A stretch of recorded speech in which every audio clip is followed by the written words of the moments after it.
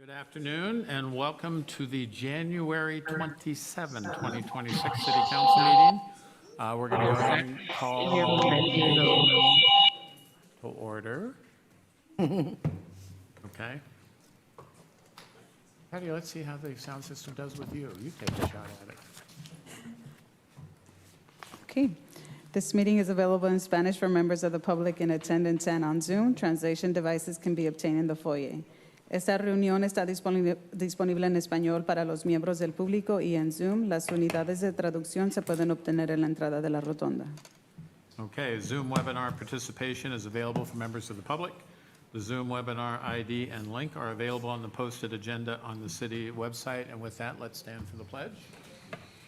I pledge allegiance to the flag of the United States of America and to the republic for which it stands, one nation, under God, indivisible, with liberty and justice for all. Thank you, everyone. Patty, why don't you call for roll? Councilmember Barajas? Present. Councilmember Barrera? Here. Councilmember De Rigo? Present. Councilmember De La Rosa? Here. Councilmember Salazar? Here. Councilmember Sandoval? Here. Mayor Donahue? I am here. Thank you. With that, we will jump to City of Champions, and I'm going to recognize Councilmember Barajas. And I also have some hardware for you. Thank you, Mayor. So good afternoon, everyone. I have the pleasure of introducing someone to you all today, and that is a young student from Alisal High School. He's a senior, and that's Mr. Aldo Barron Gonzalez. If you want to go ahead and join us at the podium initially. So Aldo is a senior at Alisal High School who recently participated in Alisal High School's honor chemistry program. But a few years ago, the Salinas Union High School District was considering making some cuts to that program, which would eliminate the opportunity for students at Alisal High School to not only have access to honors chemistry, but also AP honors. Sorry, not AP honors, the AP chemistry course as well. So he advocated on the board for the Salinas Union High School District. He met with all his representatives and made sure that Alisal was able to secure that funding so that those programs could continue. He went above and beyond his advocacy for his fellow peers and making sure that they also had the same educational opportunities that he has had so far. And he started his own nonprofit organization called Ace Your Chemistry. He was able to pass the honors course with stellar grades and also the AP honors course with also a stellar grade. So he made all his notes readily available for other students in the Salinas Union High School District. He regularly collaborates with his partners or his counterparts at all the other high schools, and hopefully we'll be able to have an AP chemistry study session. Sorry, I took AP Bio. An AP chemistry study session in partnership with the city potentially sometime later this year to help support them. But just in general, thank you so much, Aldo, for all that you've done for not just your peers at Alisal High School, but for all the students across all the high schools in Salinas that get to benefit from having this additional resource. Thank you so much.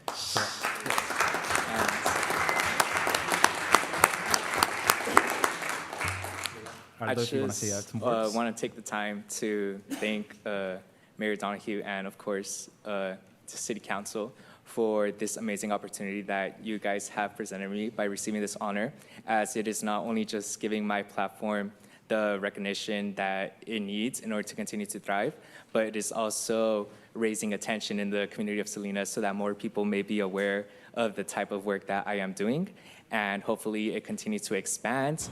And my plan, once I go to college, is to take this organization with me and acquire the skills I need to bring back more chemistry resources for students that are achieving higher education in science, such as myself, in the community of Salinas. So thank you so much. Yes, thank you.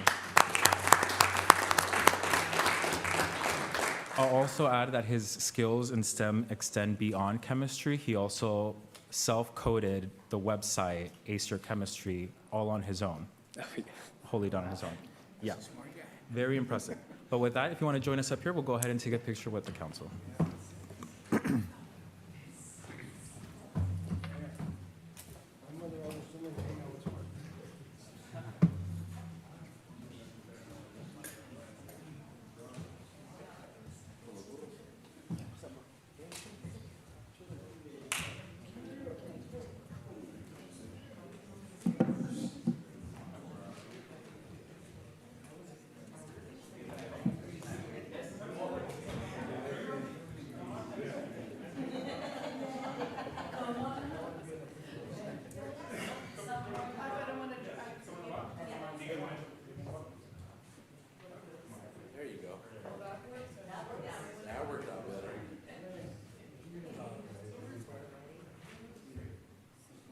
buddy. We're gonna tease it with Your buddy. one more song. Wait, hold on, just mine.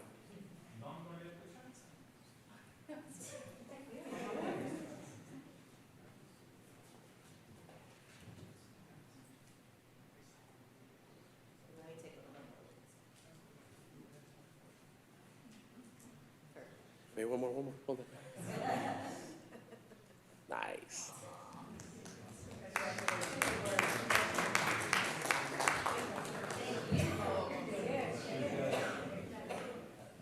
Good job, Rex.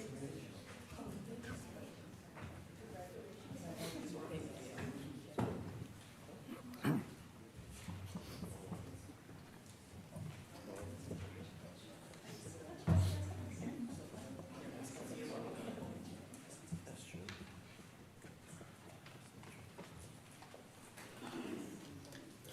All right, thank you, Jose. All right, with that, we will proceed to general public comment on items not on the agenda and that are in the City of Salinas' subject matter jurisdiction. Comments on consideration public hearing items and the consent agenda shall be held until the items are reached. Public comment will be 2 minutes.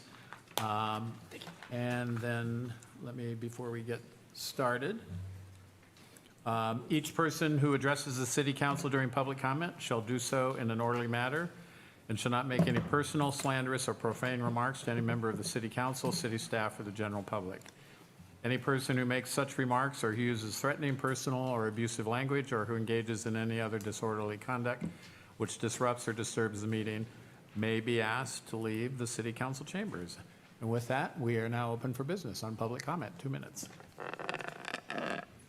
This is the day that the Lord hath made. Let us rejoice and be glad in it. Good after eve, everyone. My name is Kimberly Bryant.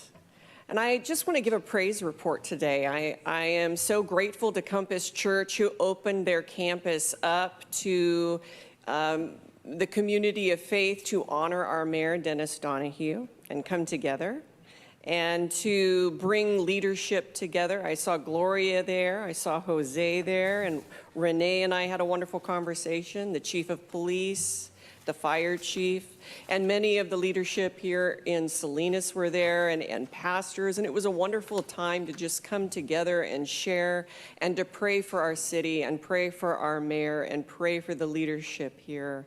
And I just want to rejoice in that, and I'm just so grateful that we were all able to come together. And I pray that next year more of you will be able to join. Thank you. Thank you. All right, next up. Good afternoon, Jose Guerra, Montebello community. First of all, I want to start off by saying thank you guys. Last week was a real eye-opener on how our city is really working. And I'm hearing all this new rubbish about putting El Alisal up on the east side, which is ridiculous. What a waste of money. I mean, the Monterey County already approved $100,000 for this sign, which you don't need. But if you've been down the east side, look at the streets. You can't even drive down them. They're pretty bad. Mr. Barajas, I recommend you and Mr. Alejo get together and take a drive down the east side and look at all the lighting we need, all the restriping we need on the roads, all the things we need to fix, the sidewalks, everything. You guys need to do that. Tony, why don't you show them where it's at? That's your district. You know, you guys need to really look at that before you start spending money that doesn't belong to you. It belongs to the city and the county, which the taxpayers here, all of us, we pay for. So with that, I want to say you guys need to really go back and do your homework and stop spending our money incorrectly. And then, Gloria, thank you for bringing it up. We talked about that beacon that we need on Granada, and I believe it's Laurel, that I've asked several times at the meeting for the traffic calming. We haven't brought it up. You guys haven't even got it on your agenda yet. And Mr. Barajas, if you and Mr. Alejo are talking behind closed doors with somebody else, that might be a violation of the Brown Act. I don't know how many other people are involved in that he's bringing your name up and you're bringing his name up in your guys' little videos you guys do. So be very careful with that, guys. It's a violation of the Brown Act. So are we going to work together this year, guys? Are we going to get it together? We're not going to censor anybody else? Are we doing that? Because that was really uncalled for, in my opinion. Mr. Donnie, I'm sorry you don't approve, but That's the way it is. This is life in Salinas. You guys work for us, remember that. You work for us, please work for the community. Thank you, God bless you.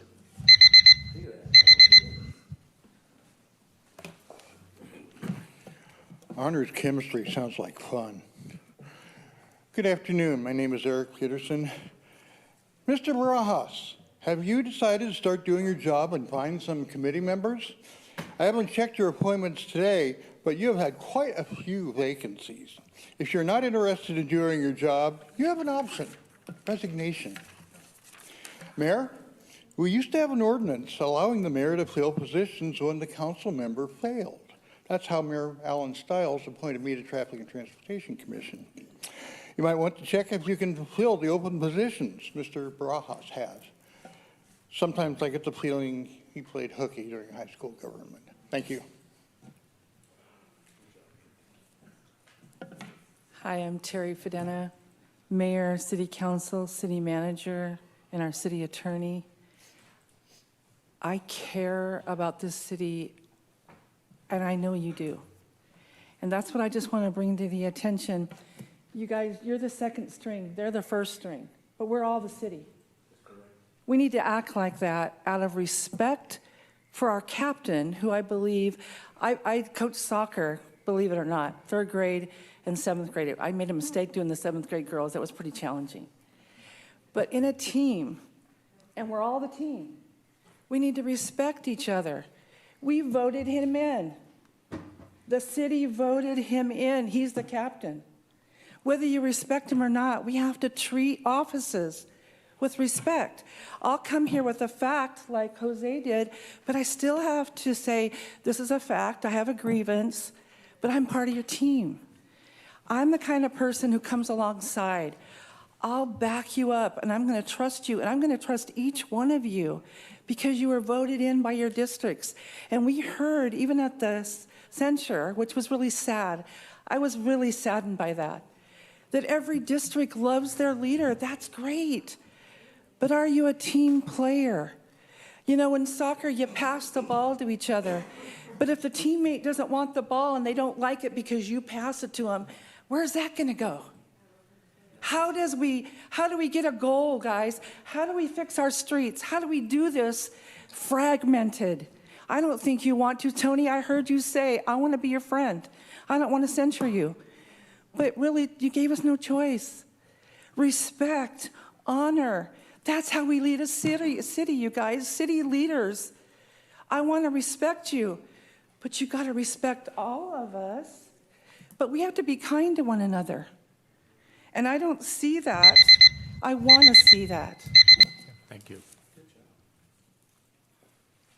Good afternoon, City Council members, Mayor, City Manager. My name is Antonio Rábago, and I've been here for a couple of years now. We went through this motion with Mr. Barrera. Today you're very famous. It's all on your side.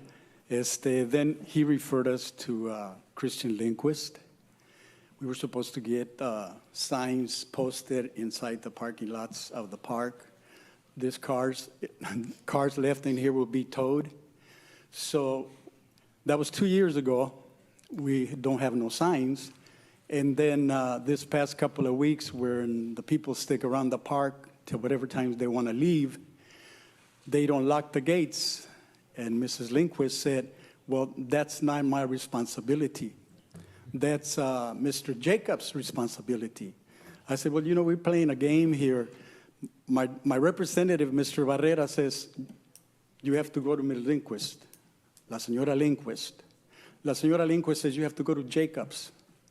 Well, I'm here in front of all of you guys. Where do I go? Nothing has been done. And we've been patient and patient. Every year we come and repeat the same story. We got none in return. I hope now we can get a meeting together with Mr. Barrera, Chief of Police is willing to be with us, Lorenzo, Code Enforcement, and Mr. Jacobs doesn't return calls, doesn't return emails, just nothing from him. Thank you.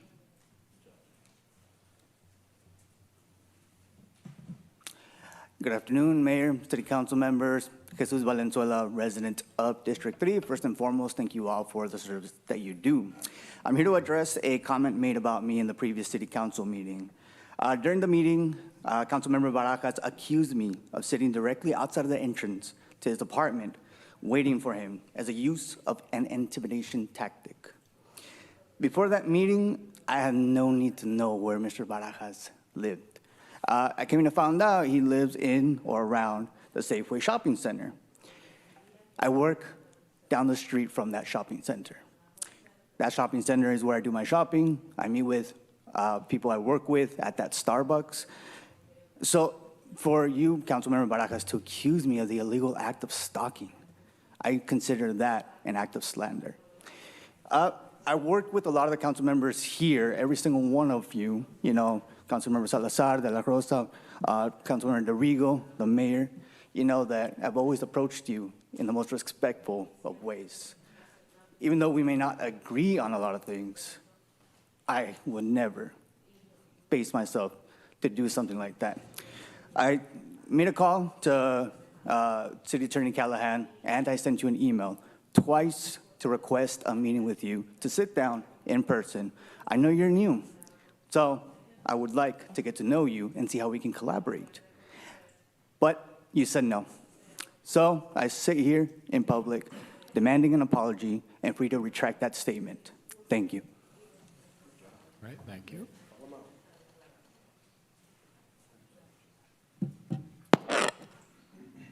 Hi, Peter Zalai, North Salinas. So today I went to the meeting of the Monterey County Board of Supervisors to listen to the discussion on the Alisal Arch. I call it the Alejo Arch. And I was confused because during the discussion, Alejo made various representations that it sounded like discussions have been going on between the city council and at least his office in terms of making decisions about the Alejo Arch. And that's very disturbing. The only public information that I know that the council has discussed regarding the arch was a request for an agenda item, and that's it. And I don't think it's been agendized yet. And so I'm also worried that Alejo, who seems to think he's the mayor of Salinas, or maybe the 7th council member, I think he's trying to manipulate you into supporting his preferred option. When you look at the Alisal Vibrancy Plan, it talks about an arch as an option. It doesn't say that anybody has actually made a decision via discussion up here, public comment, staff report. And so for him to today manhandle the Board of Supervisors into supporting a $100,000 seed donation into a charity organization to try to collect money over time, and they want your money, our money, for his preferred option without any public input, without your input. I think that's appalling. Thank you, Peter. That's good. Good afternoon, City Council members. Happy New Year. Wanted to address what a previous comment was made around comments that were made at the end of the last meeting. I believe my name was mentioned to the effect of how myself and others all knew your stand on rent ordinances. Jose Luis, I don't know if you remember, but nowhere in your campaign did we ever see no to rent stabilization, no to renter ordinances, no to renter protections. Didn't see any of that. Maybe you have that and I didn't catch it or we didn't catch it. Don't see how that would have helped your campaign.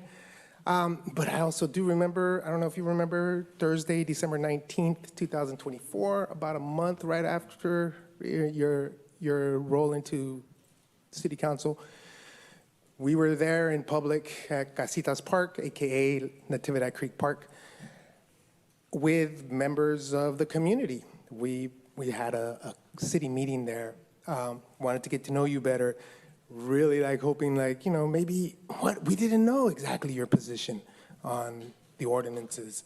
But you did go on to say that you were in favor of the ordinances except the stabilization. So, you know, just to kind of piggyback on Mr. Valenzuela's comment, we believe that there is some clarification that needs to be, you know, worked out, because I honestly didn't know. I honestly thought like maybe you would at least see some kind of like worth in supporting your residents who are struggling to pay the rent, but it's not true. Thank you. All right. Okay, is there anyone on Zoom for public comment? Okay. All right, Martha?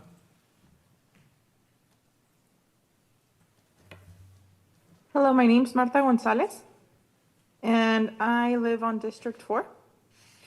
I am the only daughter next of kin of Marta Medina Guisa, which was killed on May 25th, 2025, at the Madonna del Sasso Church.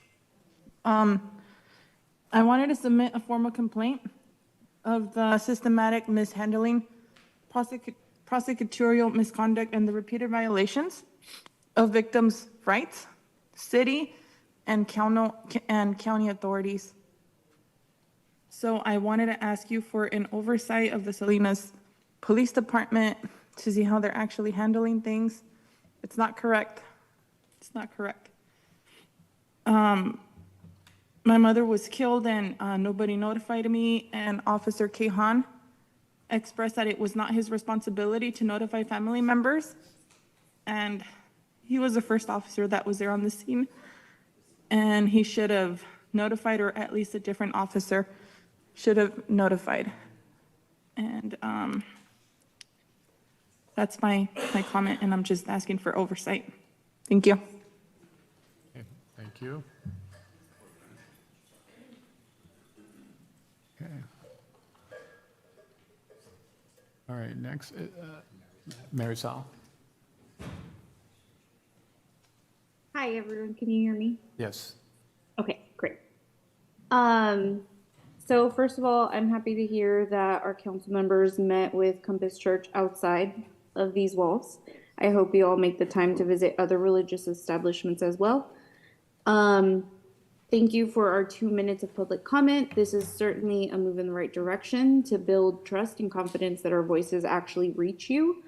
That's also why it's so important for you to give us our 2 minutes when it comes to the consent agenda.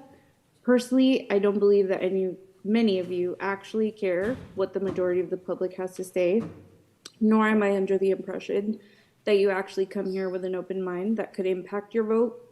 You've made your decisions before coming here today. I understand that those choices are based on your own lived experiences, based on where you and who you surround yourselves with. If your circle consists of only Big Ag, Monterey County elites, and folks who already think like you, you're never going to make decisions that will ever help the constituents that don't come across you in your day-to-day. All that being said, this isn't actually about what I think. It would be politically expedient for this council to at least give the illusion that you do take into account the folks who take time out of their busy days to come to you in hopes of making a difference in their communities. Trust is something folks have expressed has eroded. The overall decisions that you have made, that the General Council has made overall in the past year, is overwhelmingly counter to the will of the people. By making the space for attendees to comment on all parts of the agenda, you would be helping to build back that trust that the community has in you. If all the community hears is how you want to get home, it's further evidence that you are not the person that they actually voted for. Finally, it's counterintuitive. It may seem counterintuitive, but... Thank you. All right, Carrie? Hi, yes, can you hear me? Yep. Hi, good evening, Mayor, City Manager, City Attorney, and council members. My name is Carrie Swenson, and I'm a resident of District 3. I want to begin by expressing my appreciation for the recent community meeting that Councilmember Diorigo held for District 3 residents. It provided valuable information and gave both renters and landlords an opportunity to ask questions and share their experiences. That meeting should have taken place earlier, ideally the start of 2025. During the discussion, many of us learned that a few California cities have rental boards made up of renters, landlords, and neutral third-party members who are not affiliated with either group. If the current city council is sincere about finding common ground, establishing a rental board in Salinas is an important step. I strongly encourage you to make this a future agenda item so the idea can be fully explored. The renters' lack of trust in the current council remains. However, a sincere step toward bringing both sides together with a rental board is a step to renew our trust in you. Residents benefit when information is shared early, when outreach efforts are inclusive, and when participation is accessible to everyone. Clear communication helps people understand how decisions may affect them, and it strengthens trust between community members and our local government. Looking ahead, I encourage the city to continue creating forums where residents, renters, and landlords can ask questions, learn about available options, and can contribute their perspectives. These conversations ensure that a wide range of voices can be heard and actionable steps can be created from the entire community's input, not just a few. Thank you. Okay, thanks, Gary. All right, we will go ahead and close public comment. Thank you, everyone. And with that, we will receive 2 administrative reports. So we're looking for the Youth Council, Marisol and Ariana. Okay. Carlos, why don't we jump to AI and then we'll see if Marisol and Ariana get back from school.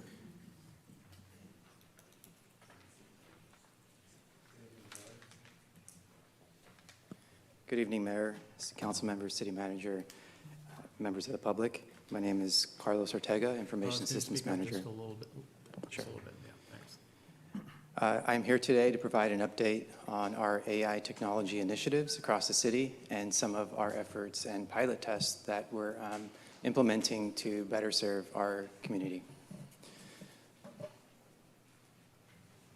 The agenda for this evening is to cover AI objectives, strategy and current initiatives, AI implementation pilots, next steps, as well as potential future AI opportunities.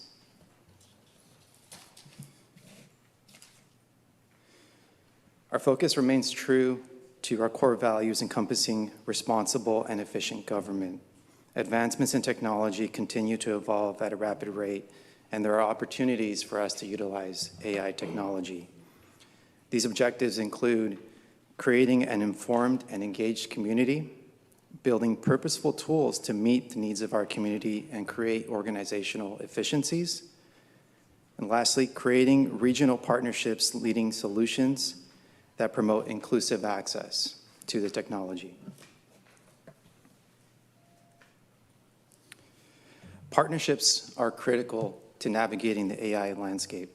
The City of Salinas is a member of the GovAI Coalition composed of over 700 public agencies across the nation.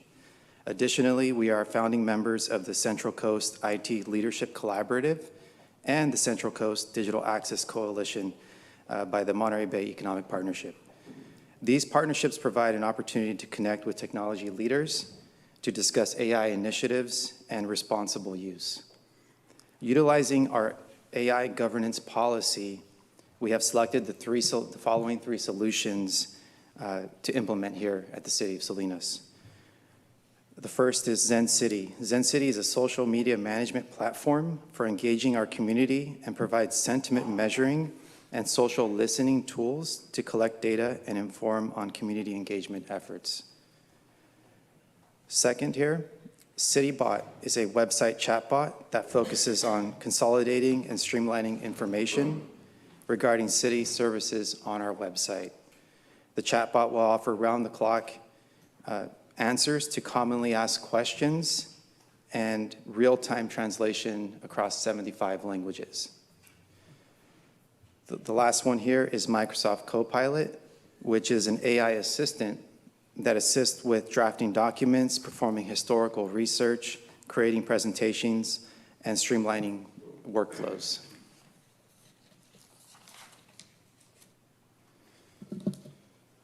The following timeline illustrates our implementation schedule for the 3 AI solutions. Zen City is scheduled to be completed in February. Microsoft Copilot and CityBot development is planned from February through April. Pilot testing for both of these applications is May through June, and our goal is to have the solutions implemented and have some evaluation and performance metrics come July timeframe.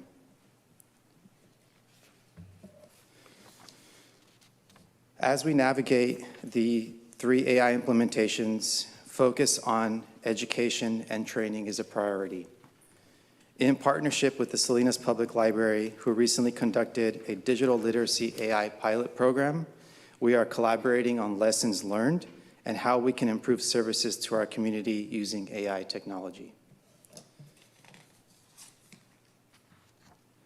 And briefly touching on potential future AI opportunities that would help improve and streamline requests for service, live meeting translations, data analysis, reporting, and forecasting, connected mobility infrastructure, and report writing automation. This concludes my presentation. Staff is available for any questions. Okay, thank you. All right, Margaret, we'll start over your way. Thank you for the presentation. I was able to hear it for the second time. I heard it at the Finance Committee meeting, but I just wanted you to give us, in the audience, a little preview of which departments you plan on launching the AI pilot test. Yeah, so we're currently, as part of our timeline, is engaging with the departments. Initial discussions is, pointing towards community development and potentially implementing a chatbot there where residents can ask questions. I would like to replace my water heater. How do I apply for a permit? Where the chatbot can then provide those resources, provide the links to apply for a permit, and provide information to our residents regarding permit services and other services at community development. So that's one example there, and a likely group for our pilot test. And I think you might have also mentioned the police department as well. Would they be part of the pilot test, or would that be later down the road? That would that would be later down the road. Okay.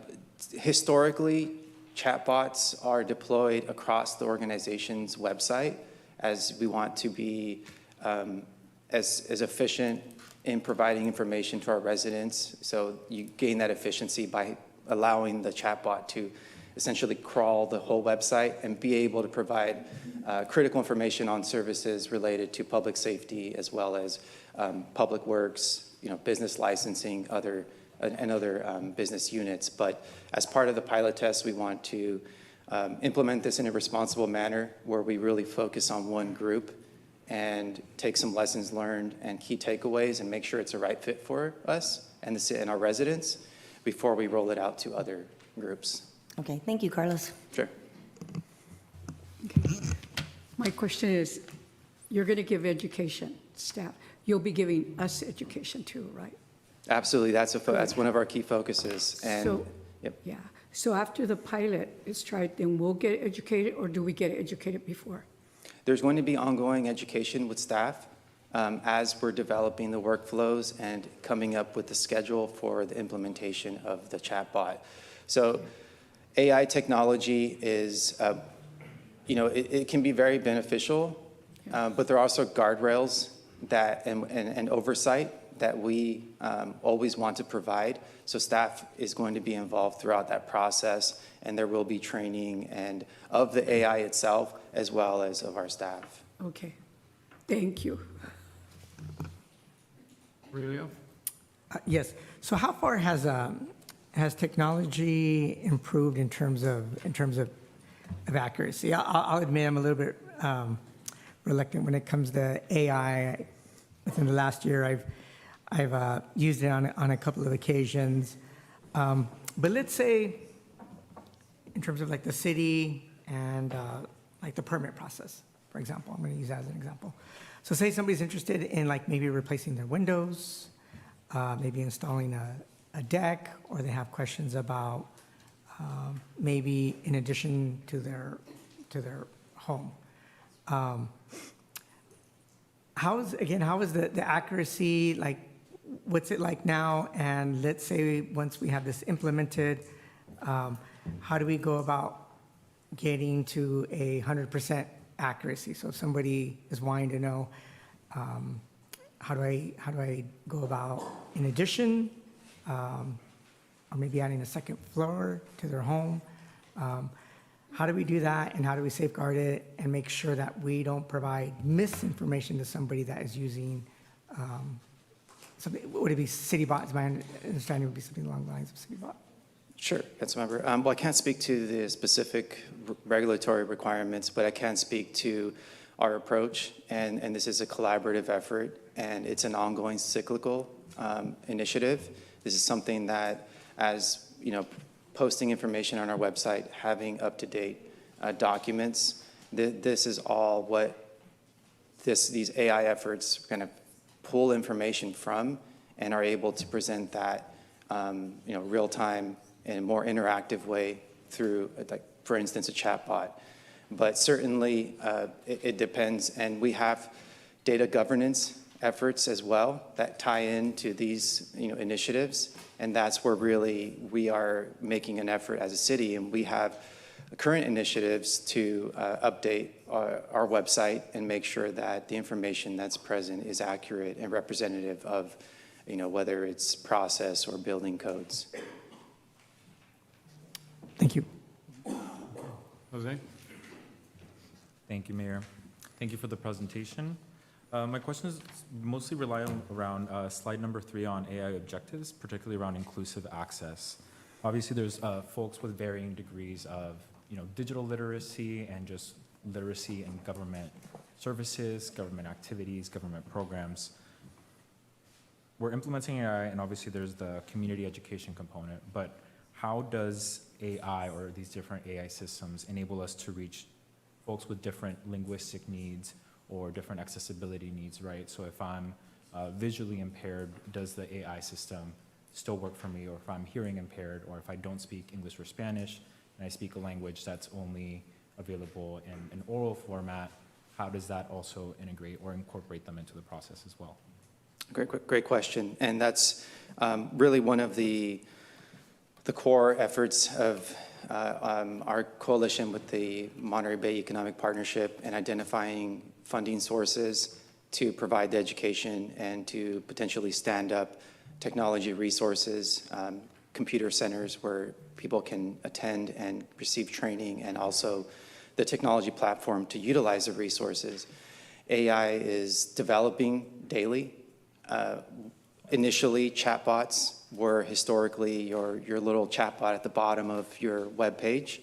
A lot of these companies now, CityBot, for example, has developed the audio portion of it. So, individuals that are visually impaired can call in, again, in those multi-languages and get the information, as if they were speaking to someone for a specific service.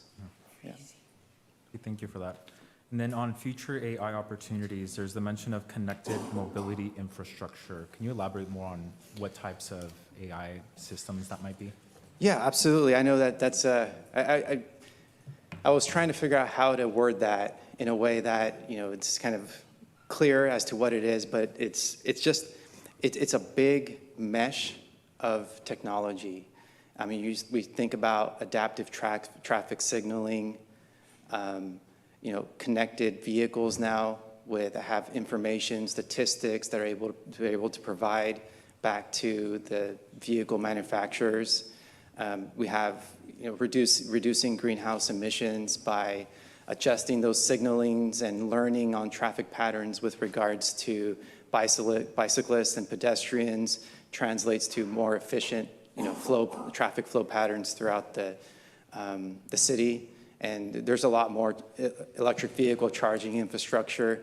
I think it's just that whole wide mesh that really comes into play, and connecting those data sources and integrating them together through platforms that leverage AI technology to really provide real-time and meaningful information and improvements. A perfect example, our fire department is currently evaluating a solution that installs sensors to help with response times, with knowing when vehicles are coming down the road. So that's kind of that whole holistic mobility infrastructure. Awesome, good to hear that. I was assuming it was something along the lines of the Highway 68 AI Lights project.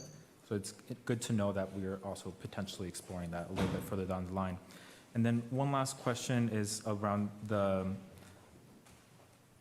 AI system and the information it provides itself, kind of along the lines of what Councilmember Salazar brought up. Are there any legal implications to perhaps any inaccurate information that's provided? For example, say I asked the chatbot, I want to build X type of building or have X type of business on this parcel, and it tells them, you go through this route, but then it turns out you actually need something else. Is there anything that would be a stick point for us in terms of if it feeds inaccurate information, then we're bound to whatever the AI fed it, or is it always defaults to whatever the city has on its codes, on its books, regardless of what the AI tells people? So there's always going to be a human element to AI, and that's part of kind of our AI governance policy, our committee that we put together that reviews these AI solutions and making sure that we're thoroughly evaluating the solutions and we're implementing and coming up with roadmaps that include staff, include human review, and really making sure and testing these chatbots, for example, to make sure that they're not giving inaccurate information. There are also additional guardrails that the software companies put into place where if an AI is not quite certain on how to respond, it will provide the information for that specific department and resource to contact for more information. And then in terms, I know so that was my last question. My last question is, in terms of us receiving ongoing feedback or reports, what's kind of the tentative plan for reporting back to the council on additional activities? Is it like an annual report, similar to how other departments do it, or what's kind of the plan for presenting this back, say, next year? Yes, so right now this is our kind of preliminary timeline, and a lot of it is fluid, depending on contracts and agreements that, and the timing of those, as well as staff resources, vendor resources. But we're really hoping to come back in July with some performance metrics and key takeaways and findings from these solutions. Based on that, and our future roadmap for AI technology, that could be something that we incorporate into a yearly or quarterly report. All right. Thank you, Mr. Ortega. That's all my questions. Tony? Mr. Ortega, good to see you. For quite some time now, this council's been challenged not being transparent enough, lack of trust, a lot of different things. And as I'm looking at Mr. Aldo Baron here, a very intelligent mind, young person in school, and I agree with you, the AI develops daily. There's a lot of things going on. Moms, dads are getting worried about all this technology, but in your report, you're talking about, and I'll just read it. The city is committed to responsible AI, and I'd like you to share this with us. Responsible AI, you talk about ethics, social, legal, regulatory standards, which is ongoing. How do we start with the trust level, with the transparency? How does this help us in this area? To be able to put out information that people can actually, even sometimes when we're telling the truth, people don't believe it. So how does this technology going to help us to expand on that? Yeah, well, I think the core focus on this technology and the way we're utilizing is to improve on our processes, improve on how quickly we respond to citizen concerns, improve on how quickly we provide information to our residents, where you might have someone that calls in and gets to our permit center and gets on a queue, and it's a couple minutes before they get an answer or speak to someone, where they're able to utilize this resource and be able to get just instantaneous information and hopefully an answer to what they're looking for. That's how really the premise of this, and also allowing us internal staff. I know there's an effort to create dashboards. Our GIS team in community development has been doing an amazing job with that. There is an AI component to that as well, where AI is able to crawl that data and provide some findings and trends and present that information and allow us to become more responsive and to how we provide our services to our community. There's always going to be, it's a changing landscape, and I think for us right now at this point, being transparent on what we're doing and some of our initiatives with regards to AI is a key component. Another part of it is staying up to date and really collaborating with our neighboring agencies and seeing what they're doing and hearing about some of their concerns and how they're navigating that landscape. Mr. Ortega, you mentioned a collaborative effort with the libraries. And I think you touched a little bit on that, but not to be redundant, but share with us how we're educating families at the library with this AI technology. Yeah, I would defer to our library director, Kristen Lundquist. I'm not sure if she's present, but that's okay. I can touch on some of the points that the pilot program and the key takeaways that have been gleaned from the pilot test, which was actually towards the end of last year, so fairly recent. Tutoring support, they used AI as a planning tool for lesson preparation. Every day, as part of their Everyday AI program, they educated community members on foundational pilot programs, so the basics of AI, generative AI, asking AI to draw a picture, asking AI to, what's the weather like for the next couple of days, just your basic questions that can be asked. They also started an IBM Skills Build certification program, where IBM offers a course for just basic AI use, and community members are able to attend the adult literacy program and participate in those courses and come away with a certificate. And again, touching on some of those generative AI image generation, yeah. Thank you. Andrew? So initially, like the chatbot, these are all things we're going to program into our system so they can have program responses, right? It's not like they're going to pull data from different sources. Like, for example, for our permit center, right? We're going to program all that information in there. Yeah, so the way the chatbot, speaking specifically to CityBot, it is contained to our website.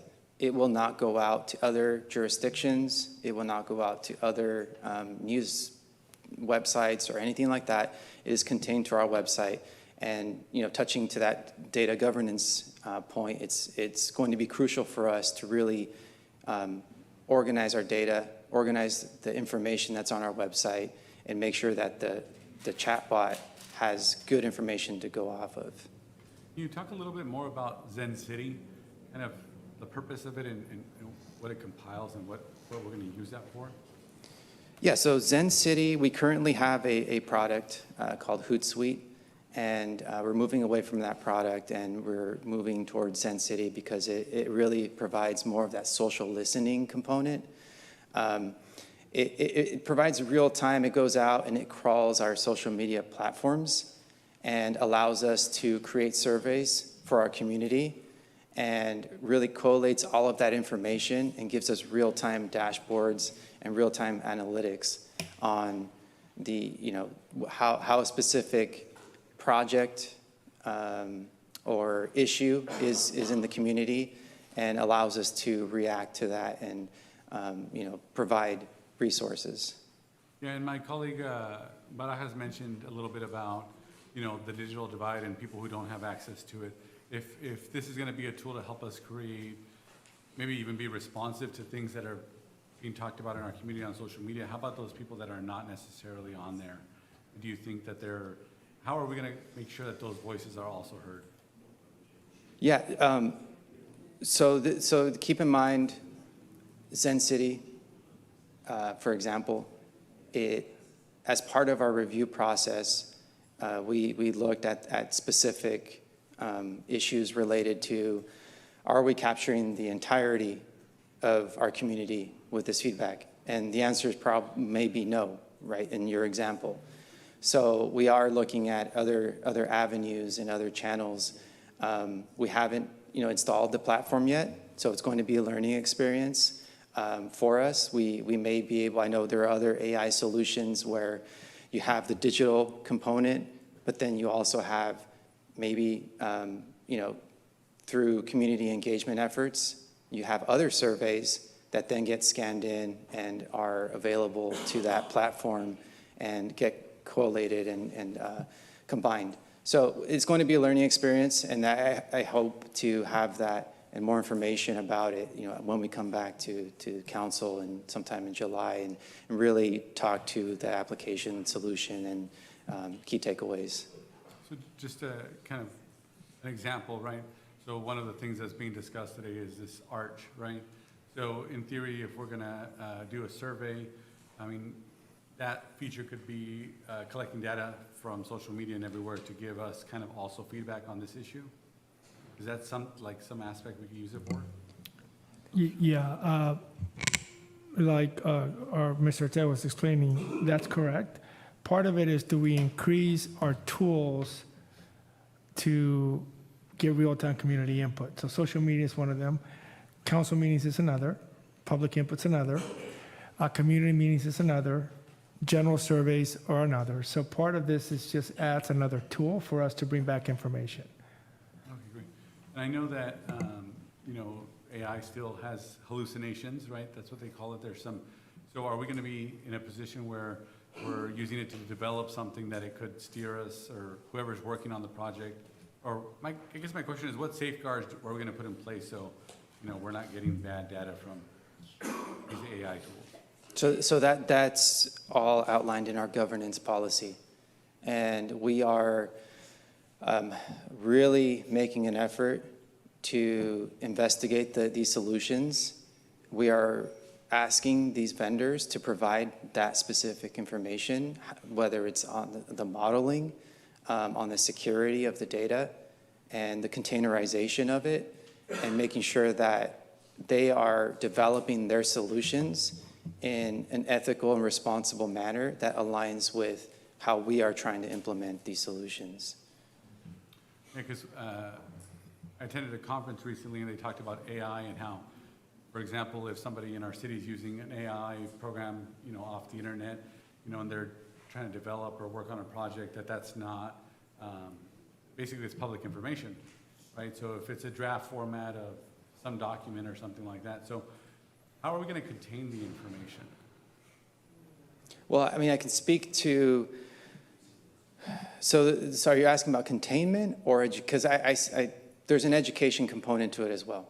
And we have developed a document that goes hand in hand with our AI governance policy, which is titled Responsible AI Use. And it's a document that's an infographic where we have key terms and key information related to what information is being inputted into these solutions.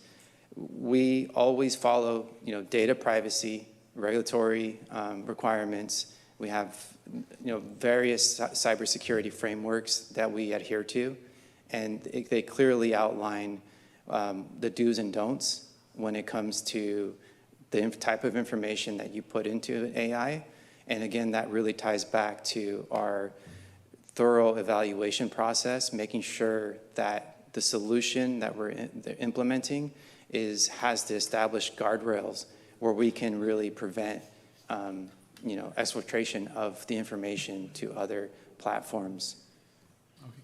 And then I saw that we mainly have three focus areas, and then you have a list of some possible projects in the future. Do you have kind of a timeline for those? Or is it just kind of like these are some possibilities? They're just possibilities. I know some of them we're reviewing currently, and then they're at the preliminary stages of our review process. And we want to, again, do this in a way that's systematic. We don't want to just say we're going to implement 20 AI technologies all at once, because then we're not doing it responsibly. But yes, there are always opportunities as we evaluate new solutions, new technologies. If there's an opportunity for us to leverage an AI component or a solution that has an AI component to improve on a process that we currently have, then we're always open to evaluate and review those. But we do not have a timeline at this point for those other 5 potential solutions. Right. One of the possible future solutions, it talks about translation and interpretation. And, as we get more and more community engagement from residents, one of my concerns is that, we may lose that personal touch. When somebody gets interpreted for, they're not just saying words, there's feelings and emotions around their comments. And one of my concerns is that we may not be listening to community voices if the interpretation or the translation is being, cast to us on a device and we're reading and not paying attention to the residents. I know this is far off, but I just want to express my concern that we don't want to not have the same impact for those that don't speak English, so they just become words on a screen. And really, I've seen it in other jurisdictions where they've moved to AI, and there's just that concern about those voices not having the same effect just because they don't speak English. Right? Those are all my questions. So if I can add real quickly, that's why what's being recommended is an incremental approach, and can we do better than we're doing today? So as a response, sometimes it's hard we might not have translation. We just don't have anybody available. So in those situations where it makes sense to have an AI response, or at least translate something, maybe not the feelings, guarantee you that in another year or so, we're going to have translation that has a ton of feelings in it, because this is developing so quickly. But I think it's important what Mr. Ortega brought forward. We're going to bring this to you ahead of time and say we're going in this in a very incremental approach. So can we do better than we're doing today? That's all we're trying to do. We're mining our information. Today, we are doing reports. We're doing a bunch of search on things to bring recommendations, so forth. Can that improve how we do that? So that's all we're asking, and we're going to move very incrementally. Right, and I think expanding possibilities, for example, currently none of our commissions or committees have interpretation. It's only upon request, and I've said it on some of those committees, and people come and they want to make public comment or participate, and the city is doing its best, but sometimes scrambling to find somebody who could interpret. So, I get the expanding of services, but especially during city council meetings when we have the largest participation, I want to make sure that those voices are continually heard. I had one more comment. Oh, just to note, currently, I heard somebody talk about those who may be hearing impaired. Currently, our YouTube meetings do not have closed captions activated, so I want to bring that to your attention because there's that missing piece. So just want to flag that for you. And those are all my questions. Okay, thank you. All right, we will go out to public. Any comments on this item? Yes, good afternoon, Jose Guerra, Montbella Community. I had a discussion with the gentleman in the parking lot about us trying to post videos on this AI system he's using now for the future of the Salinas City Connect, and he told me they're working on it. Well, I brought this up 2 years ago. I brought it up again last year, and we haven't got an answer why it's not working yet. That's one of my questions. And how are you going to have this assist a library system when their library is always closed? If you go to Cesar Chavez Library, it's always closed, and they close at 5. Who are you going to assist during the day? The kids are in school. That's one of my questions. And then another one was, if you give IA a frequently asked question, will it answer it correctly? And will it answer it honestly? I mean, do we know those things? and with consistency. I mean, are we really going to help the public? Is it going to translate, or do we have to buy something different to translate that for people who don't speak the language? Not just Spanish, I'm talking about, Korean, Chinese, something else. There's a lot of people in this country that speak a different language. And if you're going to do IA, you got to do it for everybody, not just two languages, Spanish and English. You got to go across the board. So have we thought about that? Have we thought about the investment in that? Do we have the money to invest that? Where are we getting the money to get all this AI technology? I mean, who's going to pay for it? The taxpayers. Have you got us involved in it? See, all these things you guys bring up need to be put on a ballot and let the public vote on it. Not the city council. You can shake your head, Mr. Mendez. I love you, brother, but no. That's your opinion, just like my opinions right now. We need to let the public be informed of the money you're spending. Okay, gentlemen, let's work together. One Salinas, come on, man. Thank you, guys. God bless you. Thank you. Anyone else? All right, anyone on Zoom? Okay, Carrie. Hi, thank you. It's interesting with AI. As an educator, both at Hartnell and at Sylvan, we have, especially at Sylvan, we've switched a lot to AI. My one question or concern would be, like for Sylvan, we used to have tech people to help us with problems. Now we have to do AI, and it's similar what you're talking about. And sometimes it's not answering my question, and I get frustrated because there's no one at Sylvan Corporate for me to ask anymore, that I'm kind of on my own. So that's one issue. So make sure, and I think I heard him say, if you can't get that answer, there will be someone to talk to, because people are going to need that. And we can't run away from AI. AI is here. We have to embrace it. We can't, it's not going anywhere. It's only become, more prevalent.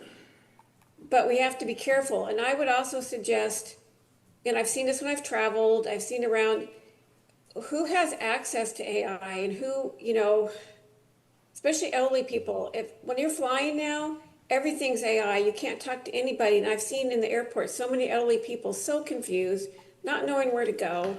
So keep in mind all of your residents, and maybe, if you're 65 or older or something, there's a phone number to call and get assistance. It's just, and not all of I just worked with kids at Hartnell. 6 of I had first day of class yesterday. All came in with iPhones, but nobody had a laptop. Nobody had any technology. So some people still don't have technology.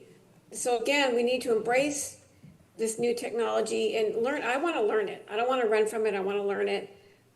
But I also want to make sure we're keeping the human element in there in any way we can, and make sure we're considering all of our residents, realizing not everybody's going to be at the same place there. So make sure they have help. Okay, that's all I have to say. But thank you for the presentation. Thank you. All right. Marisol?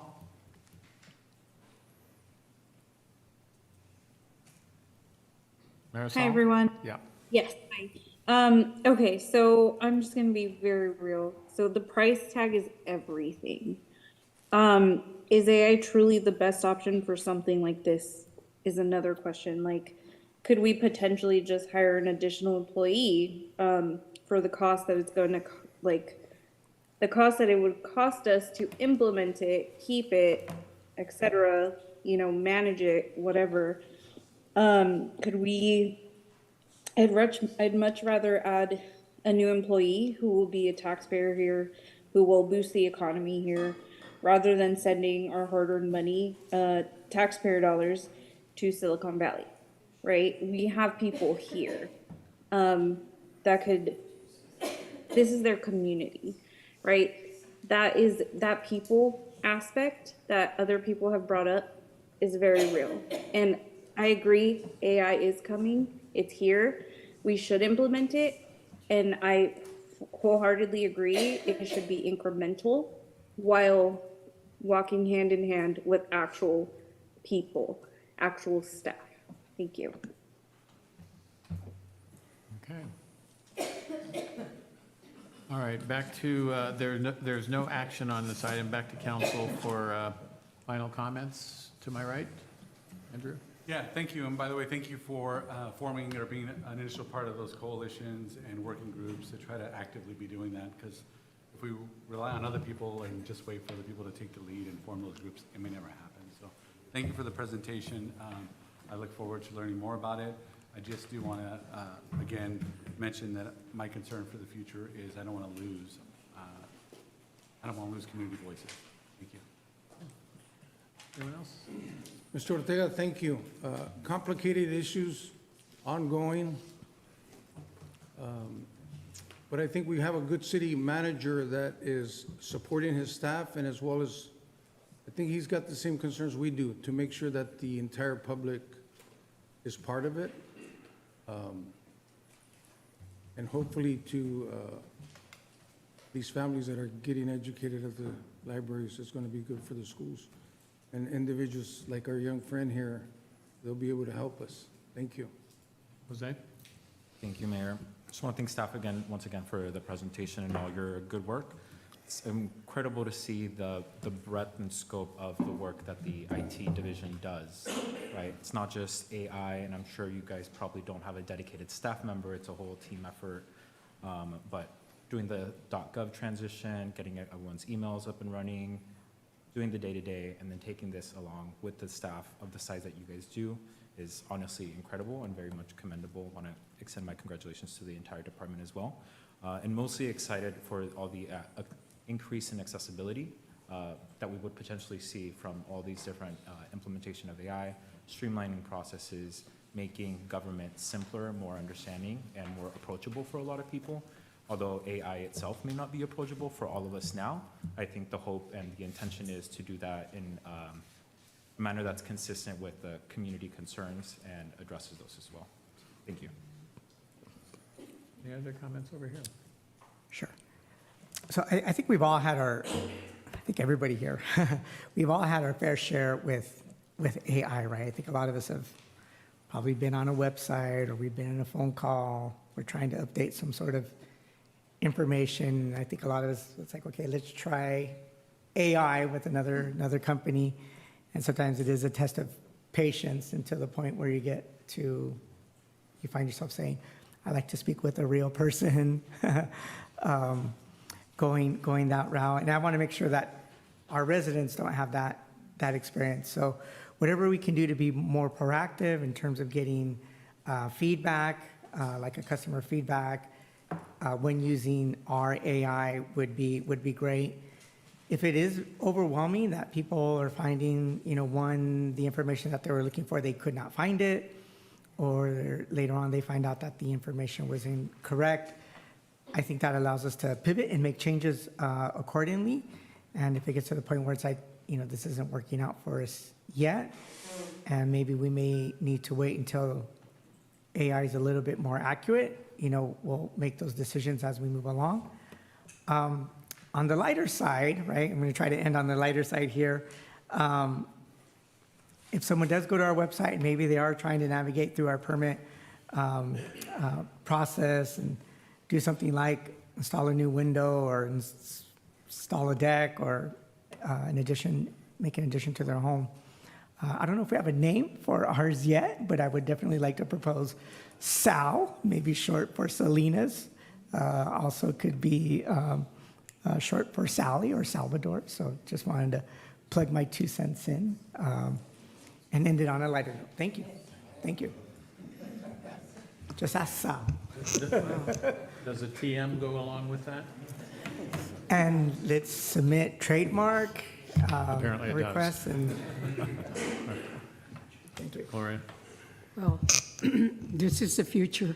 I'm in support of any program that we can give more information to our community and also, foster that collaboration and the trust and transparency. So yes, I'm supporting it. AI, Sal. Thank you, Mayor. I support it as well, even though I don't think I really understand it all. But I think the greatest opportunity for the city really is to increase our customer service levels, to be able to give people a quicker response, a more accurate response through, I'm looking at like the permit center and the public works, for example, because people get put in the queue and they don't hear back from us for a long time. They don't really know what the process is. So I think that's going to be a great tool to help us increase our effectiveness in that area. So thank you. No, I will just echo my colleagues. Either the future happens to us or we're involved in the process and help shape it as it pertains to the city and our residents. I like the approach, the 3 focus areas. It's measured. I think it's important that everyone remembered you use the word pilot in terms of what we're looking at. And I think I'll echo Margaret's comment. I think one of the big things, if you're on the dais, that we're all concerned about is, the ability to respond quickly to as quickly as possible to the public and improve processes. And I think it's important to note, and I appreciate Councilmember Barrera bringing up, the phrase responsible AI. We're all concerned about that. And at this point, this is, being set up as a tool to help efficiency. Because I think, if you listen closely, we do talk about personnel capacity. So this becomes, hopefully over time, a real tool to help the folks who are serving the residents of the city. So I appreciate your approach, and thank you for the report. Thank you. And you're dismissed. Thank you. All right, it looks like, Sophie, do we have a youth council in the house? All right, I think they're here.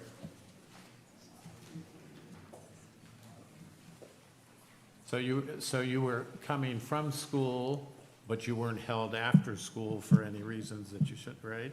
No. Okay, we were just waiting. Okay, we're glad you're here. All right. And this is a report, information only to the council, and the council may have comments. So, you're on. Yes. Good afternoon, council members and mayor. My name is Marisol, and I'm the chair for the Youth Council. And one of our updates regarding the first-time homebuyer mortgage down payment assistance program is that we believe that it could serve a strong support system for Salinas residents. This program has the potential of expanding housing accessibility. If this program is successful, we would like to see how many individuals and families will ultimately be assisted through this program, particularly given the ongoing housing crisis that we have. Good evening, council members and mayor. Regarding the appeal of Planning Commission's denial of request to establish and operate an off-scale alcohol-related use at a proposed convenience store, the Youth Council would like to repeal the council uphold the denial. We believe that this liquor store will be located too close to an elementary school, as a liquor store allows an increase in exposure to liquor and other narcotics to youth. We also believe that there are plenty of liquor stores in that specific area. For our council update, next Saturday, the Youth Council is attending and participating in the workshop for Visión Salinas. We are hoping to have 2 to 3 panelists, and we are hoping to see you on February 7th from 9 to 12 a.m. Looking ahead, we formed a Youth Council subcommittee for the Alisal Sidewalk project. As the project manager of this committee, I wanted to share how we had our kickoff meeting last Saturday with TAMSI and Artists Inc. to create the sidewalk mural in front of Alisal High School on Williams Road. Our goal is to host a ribbon cutting ceremony in May or June to celebrate this project and the partnership behind it. Thank you. Is there any questions? Well, let's find out. Margaret? Yeah, I know you kind of went quickly over that, but the sidewalk project, can you give us a little more detail on that? And that's specifically in the Alisal Williams Road, right?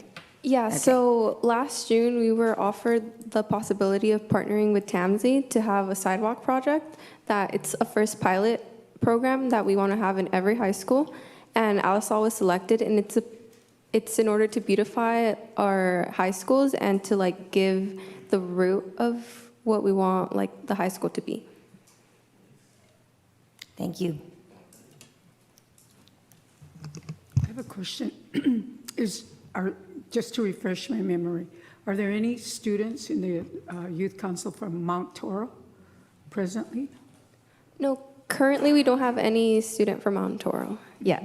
So you're working to do outreach to get some student from Mount Toro? Yeah, Yes? we're looking for outreach for next year's council. Oh, okay, wonderful. That way, everyone has an opportunity, right, to serve. You're doing a great job. Thank you. Aurelio? I just want to say thank you for your report and keep up the good work. Jose? Echo Councilmember Salazar's comments. Keep up the good work. It's always a pleasure having you guys here, and always appreciate that you guys probably got around to reading the agenda quicker than most of the public. So thank you guys for that. Well, thank you, Madam Chair, and all the Youth Council. I think you've done some great things. You've given us inspiration as well, and I appreciate the collaboration that you're going to be having with Tamsi. Thank you. Yeah, I just want to thank you also, and especially for taking initiative and picking some additional projects and subcommittees, so thank you very much. No, excuse me. I was at the Valley Mayor's meeting yesterday, and apparently youth commissions are the hot topic throughout the valley.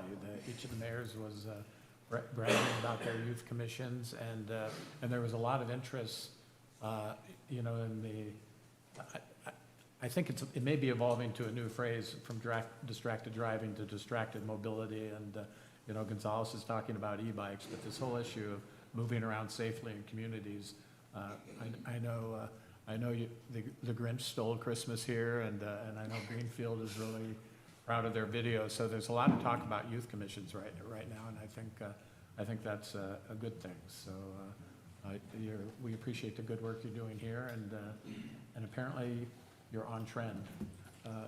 There's a movement afoot, so that's a good thing. So thank you for your presentation, and we'll see you next go around. Thank you. Thank you. Okay. All right. With that, we're going to do a real live public hearing. And we're going to look at conditional use permit 2025-023, which is an appeal of the Planning Commission's denial of a request to establish and operate an off-sale alcohol-related use type convenience store at the Laurel West Shopping Center. And so Courtney, you are up with a report on said subject. Thank you, Mayor, members of the council. In this particular application, the applicant is Simone Maida. The owner is Rexford Title. It's an off-sale alcohol license at the Laurel West Shopping Center. Looking at the map above, the roadway to the north is Laurel Drive, the vertical road, if this works. Right there would be North Davis. The site is in the lower, what we call shop buildings in the shopping center to the south.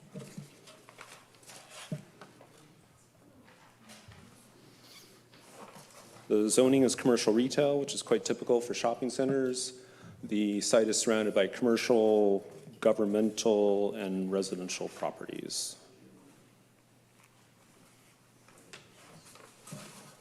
Planning Commission denied the conditional use permit on November 19, 2025. It was appealed timely on December 1st. A hearing with the council was originally scheduled for Jan 13, but continued to today, January 27. Appeals must be heard within 60 days, which takes us to about January 30th for scheduling. Undue concentration, it's measured in two ways. One way is the number of outlets in a census tract, which is basically a ratio of the number of licenses versus the population within that tract, or by crime. In this case, PRD district analysis is done, which is a police reporting district. And if the crime is higher than 20% of the average in the city, it's considered undue concentrated. In this case, it's undue concentrated based on the number of outlets. 5 are allowed by state records at the ABC office, which is alcohol beverage control. In this case, there are 6 active. If approved, this would be number 7, so it'd be 2 over. When a alcohol license is considered undue concentrated, and this is through the state by delegating authority back to local control over alcohol processing. Prior to that, before the 90s, this was always handled by the state, so this provides local control. A finding of public convenience or necessity is required. So it's undue concentrated. That finding of undue concentration is necessary. And that's the floor plan that shows the, whoops, I went way too far. Uh-oh, can someone put it back to normal? I just popped out of the window, I think. There it is. Sorry, wrong button. This dark area here shows where the alcohol is being stored. The front door is right here. And this is the floor plan of the site. So, as mentioned, a finding of public convenience or necessity is required. The Planning Commission did not find public convenience or necessity. The Planning Commission determined that the use or the project site was too close to a similar alcohol-related use, about 500 feet away at the market. It was too close to a school, and there were concerns about increased DUI accidents.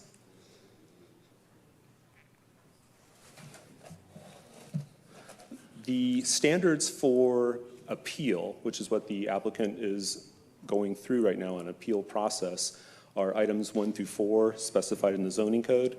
The analysis of the appeal presented by the applicant is contained in the staff report.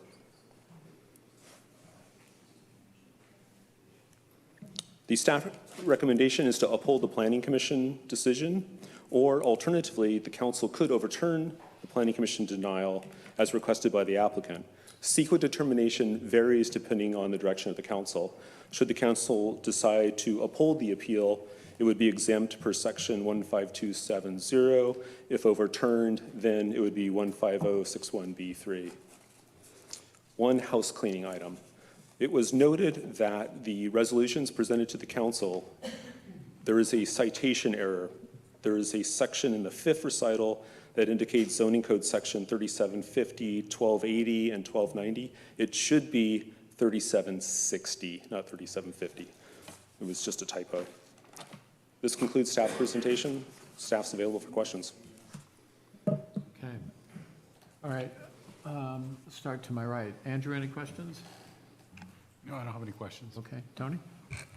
Hi, Mr. Grossman, good to see you. Can you show us that, the slide right before conclusion, please?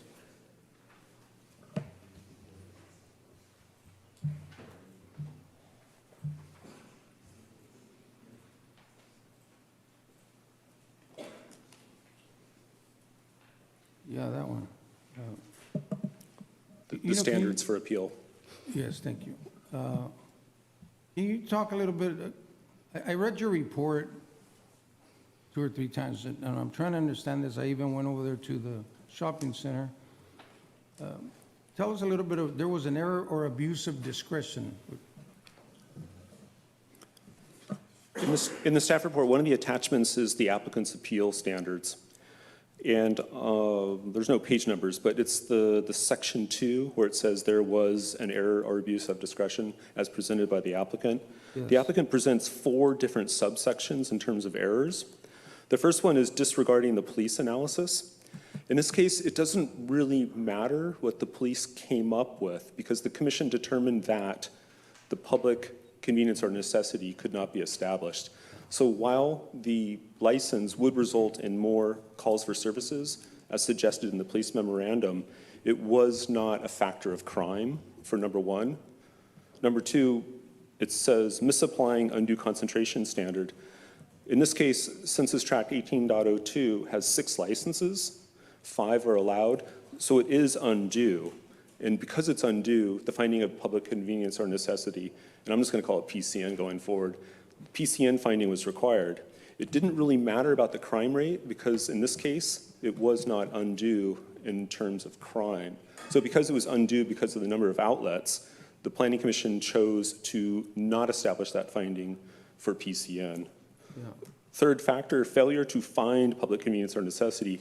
Same thing. The applicant indicates that the commission ignored the evidence that customers would be able to do one-stop shopping, so to speak, and it would be convenient for those customers. In this case, the commission determined that due to the presence of another license nearby, 500 feet to that other store, the PCN could not be found. In the 4th subsection to that section, section 2, indicates that the commission voted that the Vallarta Supermarket Type 21 license, which is the one 500 feet away, it said that the same standard wasn't applied in that particular case. But when that CUP came up, and I guess it was 2023-ish, because that's the case number, this license was not in existence, so there was not another license close by at that time, to my knowledge, when that application came up 2 years ago. Yeah. Mr. Grossman, right now, the property, I believe it's a smoke shop, is that right? Currently, it's a smoke shop. I believe it's going to change, and the name of the new business, I think, was listed on the PowerPoint, correct? Do you know if it's the same owner? I don't know. I'm not sure if it's a lease change, or if it's the same owner. I don't know. Yeah. Mr. Grossman, I know you do, I mean, you're the textbook of law here. I've learned to respect your work. I know the newspapers are notified and certain individuals are notified. Do you also notify the school district? That I don't believe that's a factor in the public notice requirements. We do, how should I say, we enroll folks who want to be notified. I do not believe the schools have done so. Yeah. And you know, I know here we're always talking about the ethics, transparency, and all that good stuff, but sure. Sometimes I've learned government does what we're legally supposed to do, notify newspapers or what have you, so we do what's required. But I've learned sometimes don't we go a little bit beyond and say, hey, well, you know what, it just so happens there's a school, we're gonna send them a note just to see what they think, but we don't do that. We don't have to do that. It's not a requirement, and I Yeah. don't believe we've had a request to do so. Mr. Grossman, I noticed you put Smart and Final, which is quite a ways from there, 8,712 feet. That's the farthest one. Any idea what Bev Mo is on the other side on Davis? Is that more than 8,000 feet? Any idea? Well, there's a map on the staff report. I think it's titled Legend. It says off-sale license locations, and it's kind of a blue bordered map Yeah. in the report. I saw that. This map shows the licenses in the city. The map right before that shows the licenses that are in the particular census tract. Yeah. This census tract has an unusual shape. It's rather elongated rather than more square, perhaps. And in this case, there is a close proximity to the one license. And yes, the other licenses, as determined by the data, are slightly further away than the normal average. Yeah. I notice Mountain Mike's is not on there because Mountain Mike sells beer inside. They don't, is that right? This is because it's, they don't Yeah, sell- there's different types of licenses. This is an off-sale. Mountain Mike's with food, it's usually construed as an on-sale license. Public convenience or necessity doesn't come up on an on-sale license. That's actually something that the applicant would produce directly to ABC. It's the off-sale license is the only one that comes through this process. The name of this liquor store, it's approved, it's called Clink. Am I That's right? the Clink? name of the subject, yes. Clink. Mr. Grossman, because you're a numbers person, 2,618 feet, this Clink liquor store. Any idea what the rotunda is right here, more or less? Is it going to be about this size? The Clink liquor store? 2,618 feet? We're talking about the subject one, right? Yes. I think the square footage was identified, but you're talking about the square footage of the building? Yeah. As 2,618 square feet? Yeah. I'm not sure if I'm following the question. Well, I'm trying to figure out, I'm visual. So would it be about the size of this rotunda, or maybe a little bit bigger? Pi r squared, hold on a second. I can get something here. 2,618. Square root of 2,618. Where's my square root button?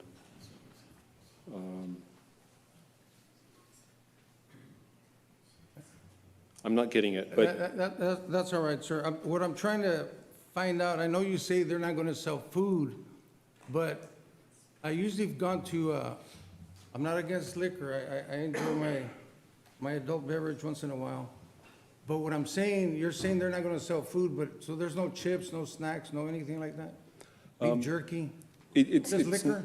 it's not considered a restaurant. It's just it's off sale. It's not a restaurant type of license. okay. It's classified by ABC as I think it's a type 21, 21. which is beer, wine, and spirits, which is basically, everything. Yeah.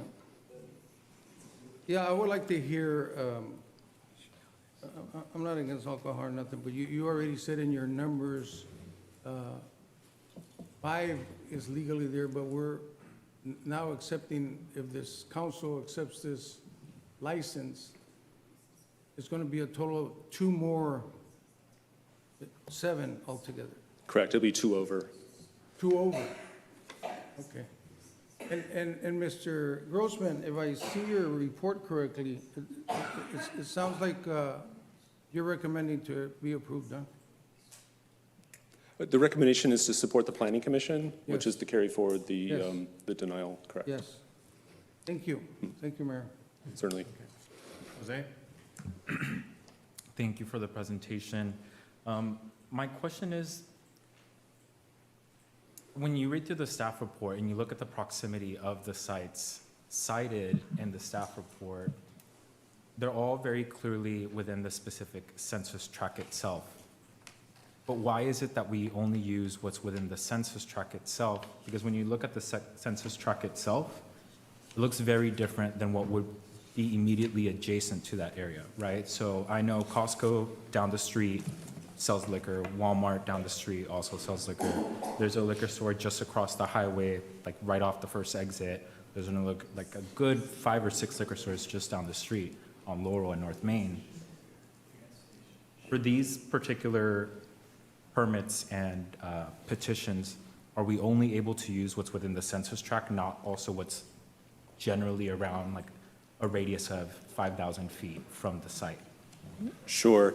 The analysis is based on the census tract. However, the findings, there is additional leeway and discretion provided, and the presence of other licenses can be a part of the record or part of the decision determination process. In this case, the Planning Commission cited the 3 reasons. Undue concentrated, therefore, public convenience or PCN required. They chose not to establish that finding. Proximity to a school, proximity to the other license.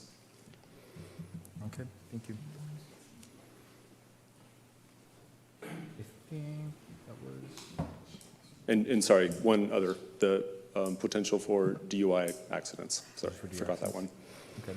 And then in terms of the proximity to school sites,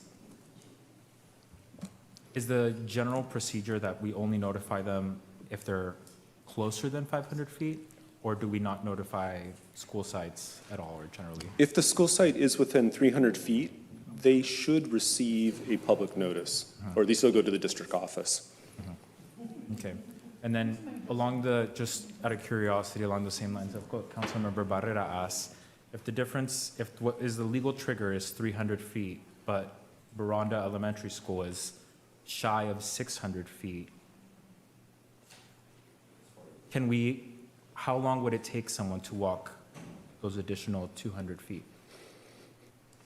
Can't remember how long it takes to walk exactly that distance. Couple minutes. I was curious. We were doing pi r squared. I couldn't find it. I was trying to get my square root button. I saw it before, but that was like a week or 2 ago. A couple minutes, I would say. Okay, no, yeah. I think the point I'm just trying to drive across is that that site is extremely close to a school. Not only that, I think there's also the consideration that I think we should kind of adopt as general practice moving forward, but also considering what kind of daycare centers are also around the area, whether they're center-based or home-based, right? We're not aware of how many folks, there could be a bunch of home-based daycare facilities right around the corner as well, on top of the very clear elementary school that's just across the street from the site. We're in the midst of zoning code update, following the general plan update. These are great ideas that can be perhaps incorporated into the next zoning code. Awesome. Thank you very much for that. That's all my questions, Mayor. Yeah. Currently, with this zoning code and the rules and regulations in place at this time, those are not part of the analysis directly.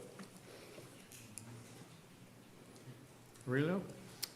Yes, I had an opportunity to take a look at this particular agenda item and just wanted to reiterate again In terms of the total number that is allowed, it is 5. It's currently 6.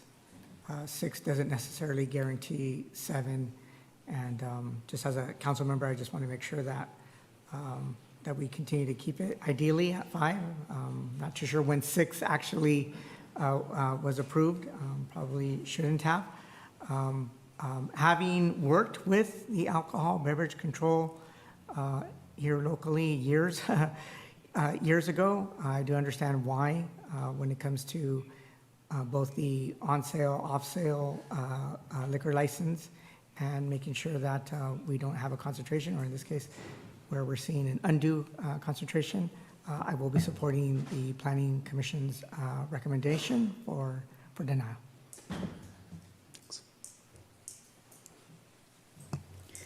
Question.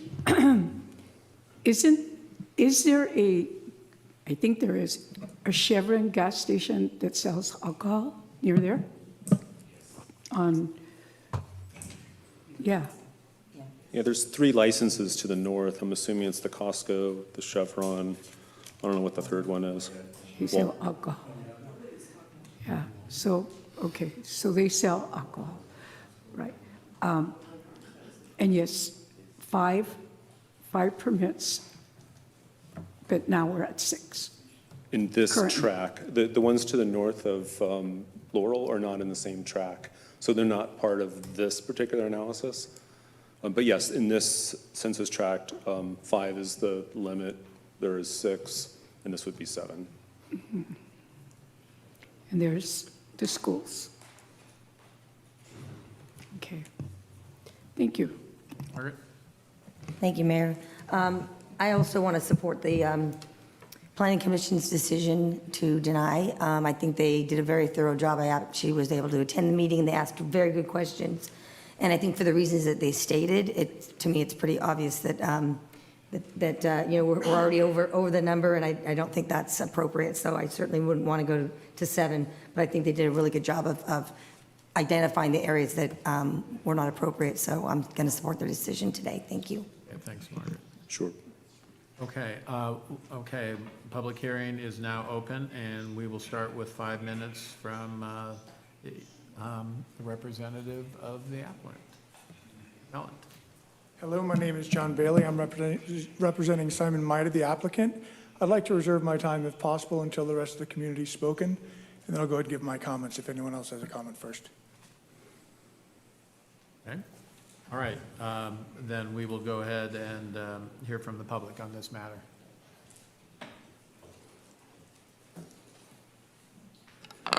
Hi, good afternoon, Jose Guerra, Montbella community. I don't see why we cannot approve something like this when we have that much liquor already surrounding that area. You have Vallarta, you have Chevron, Costco, Walmart. I think on the other side you got Bevmo. The other AM PM, that's 7. I don't understand why it's liquor. It's spirits. The school's not that close. If that's the issue, then you wouldn't sell beer across the street. How many children go to Costco and you buy beer there, and you buy wine there, and you buy liquor there? You're singling out another person trying to make a living also. Is it the monopoly part of the business of spirits and wines that is trying to deny this, or? Seriously, you don't have to buy liquor. You don't have to go to the store and get it there. Give him the opportunity to actually make a business out of it. Let him do, and the person involved, let them prosper. Why do I have to buy just liquor at Bevmo, or buy liquor at Costco or somewhere else, or get a 3-pack at Chevron when you can get something at the new store? They might have some different kind of spirits, beers, wines that we don't know about that could probably help the community that wants to find something different. Thank you. Those are all my comments. Have a great day. God bless you. Thank you. Anyone else from the public? John, hold on, we need to see if anyone on Zoom on the matter. All right, Marisol? Hi, as a person who grew up with a family with a small business, I know how difficult it is, how costly it is to try to get these permits to go. I was door knocking on houses around my family's business, informing people of, their prospect to get a beer license. This is a small business. I think as someone who does not know how the extra permit was given in this area, but I know that Vallartas is fairly new. It's purely speculation, but it just seems like maybe Vallarta kind of got a leg up here, by virtue of being a big business, by virtue of like the prospect of bringing, new business, creating, an economy. It doesn't seem very fair. This seems kind of like a burden on this small business. I don't know if they're local, but if they are, we want to cultivate small business. So I just think we should really take that into account. Thank you. Okay, thank you. All right. I can't read. Lilliger, did I get that right? You're up. Yes, hi, good evening. Can you hear me? Yes. Good evening, Mayor and members of the City Council. My name is Lilliger Damaso with Liquor License Brokers, and I assisted the applicant with the initial conditional use permit submittal at the site. Thank you very much for the opportunity to allowing me to speak regarding this entitlement for a request for a Type 21 off-sale alcohol license at 1018 North Davis Road. The Planning Commission, as you already know, denied this entitlement based on concerns regarding public convenience or necessity, proximity to another off-sale use, and proximity to a school and playground, including potential DUI impacts. And I'd like to briefly explain why the council can reasonably and legally reach a different conclusion, starting with the PCN aspect. PCN does not require uniqueness or the absence of other licenses. It requires a finding that the project provides a community benefit that outweighs potential impacts. While the census tract is in fact overconcentrated by license count, crime levels do not meet the statutory threshold for undue concentration, as previously cited in the staff report. The question is not whether alcohol exists here, it already does, as you guys can see, but whether this specific use for this small business with these conditions creates an additional harm, and the record shows that it does not. I also wanted to note that in the original hearing, the off-sale license map relied upon dates back to October 2019, reflecting pre-COVID conditions. So retail operations and licensing activity have changed significantly since then, as you guys are aware, and conclusions based on data that should be weighed alongside current crime and operational conditions. Secondly, regarding the proximity to Vallarta Supermarket, while Vallarta Supermarket is located within... Thank you. All right, and we have someone on the phone, and does it say 218 there? I can't quite. 219. Hello. Yep, you're on. Yeah, this is Tom Tessier, and I remember the store on East Market Street that was denied to sell beer because of some concern for the health of the neighborhood. So what's different about this request? And also based on the fact that thousands of people drive by there every day, and it's not convenient to go into a supermarket to buy, one bottle, or, really not convenient at all to go to those big stores just to get one or two little things, so I really don't see what the problem is, with either of the places. And that's just my thoughts on the matter. Thank you. Okay, thank you. All right, John, we will come back to you, and I think you have, 5 minutes is a lot of time, but I'll try to watch the clock. no, I think you're Thank pretty you close all to the for mark. indulging me. First, I want to start with a rhetorical question, because I can read the room, and I hear when people are making conclusions before we've had a hearing, before my client has had an opportunity to have his case brought. But ask yourselves, do you, and it's a rhetorical question, do you support small business? Answer yourselves. In your hearts, do you support small business? Because that's what this is, a small business. You got Simon, he's trying to hide in the back there because he's very shy, my client. Simon Maida, he's got his wife and his 2 daughters, 3-month-old and 6-year-old at home, waiting for his call, whether or not his business was successful tonight. He's a businessman who knows how to run a convenience store. Everyone keeps saying liquor store. It's called Clink Liquors. That was the name that was chosen. It's a convenience store. There is food, Courtney. It's going to be served at that location as far as snacks and chips and whatnot. So it's not food like the other neighboring business are providing, but it's snacks and chips and whatnot. So you've got a council that's made small business support a strategic priority. This is where the rubber meets the road. It's a small business. Yes, you've got Vallarta, which is a large supermarket that is 150 yards away.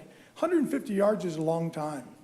If you're carrying a pizza that you're taking from Mountain Mike's and you want to grab a 6-pack, you're probably not going to walk down there and walk back. You're passing in shape the whole way. There's no extra retail benefit to 150 yards down and 150 yards back. You're getting in your car, you're driving to Vallarta, you're waiting 5 minutes in line. I mean, maybe you won't do it at all. That would be great, right? You could stop people from drinking. But we're here to support small business. We're not here necessarily to make a judgment call on whether or not someone should have a beer. Let's look at the points of denial. The proximity of the school, 570 square feet. The average in Salinas is, it's right in the report, 420 feet, not square feet, feet. So you've got 570 feet away. It's on the other side of Davis Road. The elementary school kids aren't jumping back and forth across Davis, I assure you. So the school proximity is not really so much of an issue. Vallarta Supermarket, we've talked about that.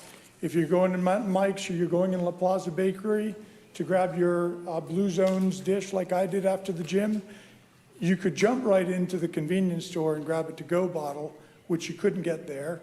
You go to Mountain Mike's and get a pizza, you could jump right in to the convenience store. You go to Tackle Box Fishing right next to there. You could jump into the convenience store to grab a 6-pack to take with you for a day of fishing with your kids. So there's a benefit to all of those small businesses that are right next door. 150 left. The final point is you're going to have, there's no evidence of a DUI increase by having an off-sale license there. You've got restaurants that are serving alcohol. You've got Vallarta. By having an off-sale license there, you're probably reducing the chance that someone's going to want to have 1 or 2 extra in the restaurant and drive. They can jump to the convenience store, go home, and so there is no DUI issue. Finally, the police had supported this. Staff had supported this in the original hearing. I respect Courtney. I know Courtney knows what he's doing. He presented a great report that shows that this is a very viable option. I've got a client with lots of experience running businesses. It's not his first rodeo. He's going to do the right things. He's got 41 permit conditions. So Margaret and Aurelio specifically, please don't make up your mind until you hear all of the small business owners' hopes and dreams and concerns. And the community has been notified. We don't have a bunch of people in the community here opposing this. So silence is golden. Thank you. Thanks, John. All right. Okay, the public hearing is now closed. We will come back to final comments, and this one is an action item. So I'll I'll look to my left first. Thank you, Mayor. Thank you, Mr. Bailey. I appreciate your comments and adding some more to the story for clarity. And I appreciate your client being here as well. And I appreciate the fact that has a family and is wanting to open a small business. I wasn't sure exactly. Now I have a really good picture of exactly where it is and what's around it. So you made some really good points tonight. So thank you for those.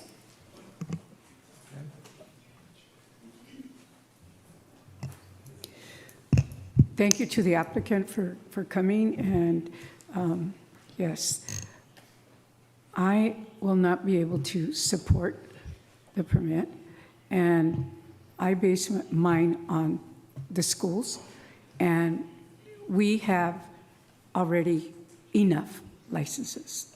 And I mean, I support small businesses, but sometimes it doesn't mean that all businesses in this one, no alcohol. We don't need alcohol in that area.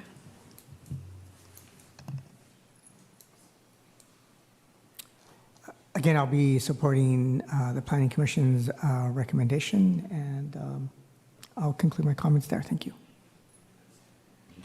I'll start off with making the motion to approve a resolution upholding the Planning Commission's denial of CUP 2025-023, denying a request to establish and operate off-sale alcohol-related use, Type 21 ABC license at a proposed convenience store located at the Laurel West Shopping Center at 1018 North Davis Road in the Commercial Retail Zoning District. Second. Thank you. Some of my comments, one of the comments made was that some of the council was potentially making conclusions before the client had an opportunity for a hearing, but this is actually an appeal. So they already had an opportunity to present their case, and it was denied at the Planning Commission level. There's also the point made of that this is where the rubber meets the road in terms of small businesses. I don't know that we would use that same argument if the proposed site was, say, a brothel, a gentleman's club, if it was a local small business owner, right, along that same logic. So I don't think this is really a permissible use. Another thing that was mentioned is kids aren't crossing the street, and I would welcome you to stop by at pickup and drop-off times. There are plenty of people with children walking their kids to and fro from that road, right? We also have a very big community asset there, which is InShape Gym, right? It's probably one of the most family-friendly facilities there because they offer childcare at that site, right? They offer childcare. A parent can go in after work, pick up their kids, take their kids to the InShape place, get their workout in, and then go. But adding this helps further increase the exposure of those children to alcohol-related activities, illicit activities, right?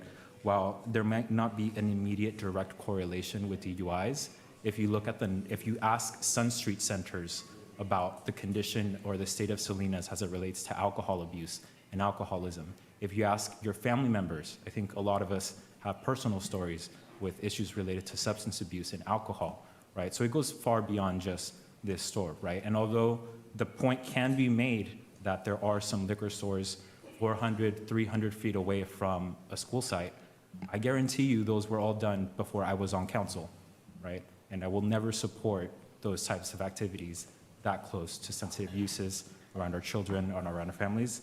And then lastly, to close it out, our youth council themselves gave us their input today, and it was resounding no. No more alcohol-related uses or activities near our schools, near our communities where we're going up, right? That's the kind of environment that they're being exposed to. So with that, I conclude my comments. All right, we have a motion and a second. Are there any additional comments before we call for the question? Yes, I'm going to ask the city attorney, because I want to make sure on my vote. Mr. City Attorney, can you explain a little bit about the motion and the second, please? Sure, Councilmember Barrera. So the motion is to support the Planning Commission's denial of the requested conditional use permit. So that means that it doesn't open? That's correct. I just want to make sure. And, Mr. Mayor, if I may, I don't doubt, and I appreciate the applicant doing everything that's required for a business like this. Sometimes silence is golden from the people that we represent because they're hoping. I've learned, and I don't want to be too long on this, but I've learned some people of goodwill do not come to this chamber, especially when there's critical issues, and this is one of those critical issues. A lot of times people hope that their representatives will do what they believe is in their best interest. Sometimes we don't get it right, but we are voted in by the majority of the voters to do the best representation as we can. And then after that, we reap the repercussions. So this is not that we're not against business, but at the same time, sometimes, to your point, Mr. Grossman, when you tell me we're above 5, that speaks volumes to me. I mean, we're overpassing that, and I do respect, I'm like the attorney that just spoke. I value your work because I know you're a student of the law and you want to make sure everything is done right and you represent the city well. So thank you very much for that. Thanks. Thank you, John. Andrew, any final comments? Thank you. The staff report says that there will be an increase for police calls based on the distance to schools, the undue concentration, and the fact that we already have sufficient access to alcohol and an overage of the permitted license amounts already. I'm in support of denying the application, or denying the appeal. Okay. All right, thank you. Patty, go ahead. Let's call for the question. Motion made by Councilmember Barajas, second by Councilmember Sandoval. Councilmember Barajas? Yes. Councilmember Barrera? Yes. Councilmember Dorigo? Yes. Councilmember De La Rosa? Yes. Councilmember Salazar? Yes. Councilmember Sandoval? Yes. Mayor Donahue? Yes. Motion passes. Right. Okay, thank you, everyone. Thank you. All right. The establishment of a zone of benefit has been continued to next week's meeting, so we'll take a look at that next week, and we will proceed to, now we're going to consider stuff, and we will start off with the Hardin Parkway path and safe routes to school, and we're looking for Adriana Robles, and we have found her. You're up. Good evening, Mayor and council members.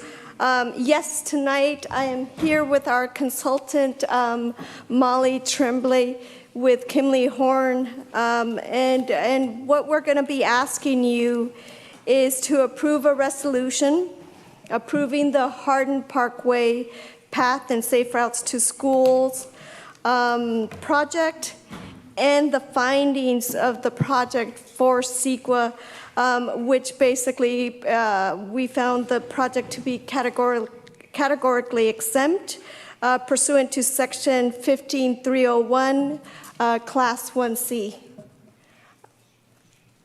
And just to get started, so this project is located, you can see it up here, it's located primarily on Hardin Parkway, and it's Hardin Parkway McKinnon, and it's McKinnon from Hardin to West Alvin. And we're also looking at Westminster Drive to make improvements. And what you're seeing on this map is basically some of these points of interest, the schools, the proximities to schools, proximity to parks, and then to shopping centers. So this is basically what we're going to be asking. The primary focus of tonight's meeting really is to find the project categorically exempt. And with that, I'm going to pass it over to Molly.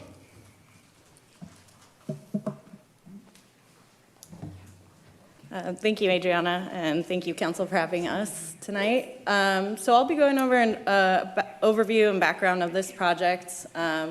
Really, this started with the city's development of the Safe Routes to School plan in 2018. I'll go through some of the improvements that were brought about through that plan. Subsequent to that plan, we submitted an active transportation program grant, and the project was awarded just over $8 million. Since that time, we've done the environmental evaluation, the CEQA document, as well as an intersection control evaluation, and we're currently in the feedback phase, so doing our public outreach and preliminary design. With this adoption of the CEQA document and project approval, we can then get our funding allocation to go into final design. So the goals of this project, as I mentioned, it was submitted through the Active Transportation Program grant. And so this is really primarily a complete street project with active transportation elements. The focus is on safety for all users, so cyclists, pedestrians, and drivers. And as part of our outreach efforts, we really want to incorporate community input into our design. When we started our outreach efforts, we used previous surveys from the Active Transportation grants, as well as our own online surveys, just to get a feel for what people's feelings were of the existing corridor. And the two things that really stood out to us were people had concerns about traffic safety as well as congestion. Both of these things were part of our evaluation through the ICE study. And those are being addressed through the installation of the single lane roundabout as well as the reduction in lanes. So this is the portion along McKinnon Street. This is going to be immediately in front of Hardin Middle School. This is the existing corridor. So we've got the buffered bike lanes. And the simple transition will be to install permanent raised medians there in lieu of the buffers. Then along Westminster, this is a residential area between Hardin and El Dorado Community Park. This was part of the Safe Routes to School temporary installation, so they had temporary curb extensions, and this project will be making those permanent. This will shorten the crossing distances and it will actually help slow down cars in the neighborhoods as well.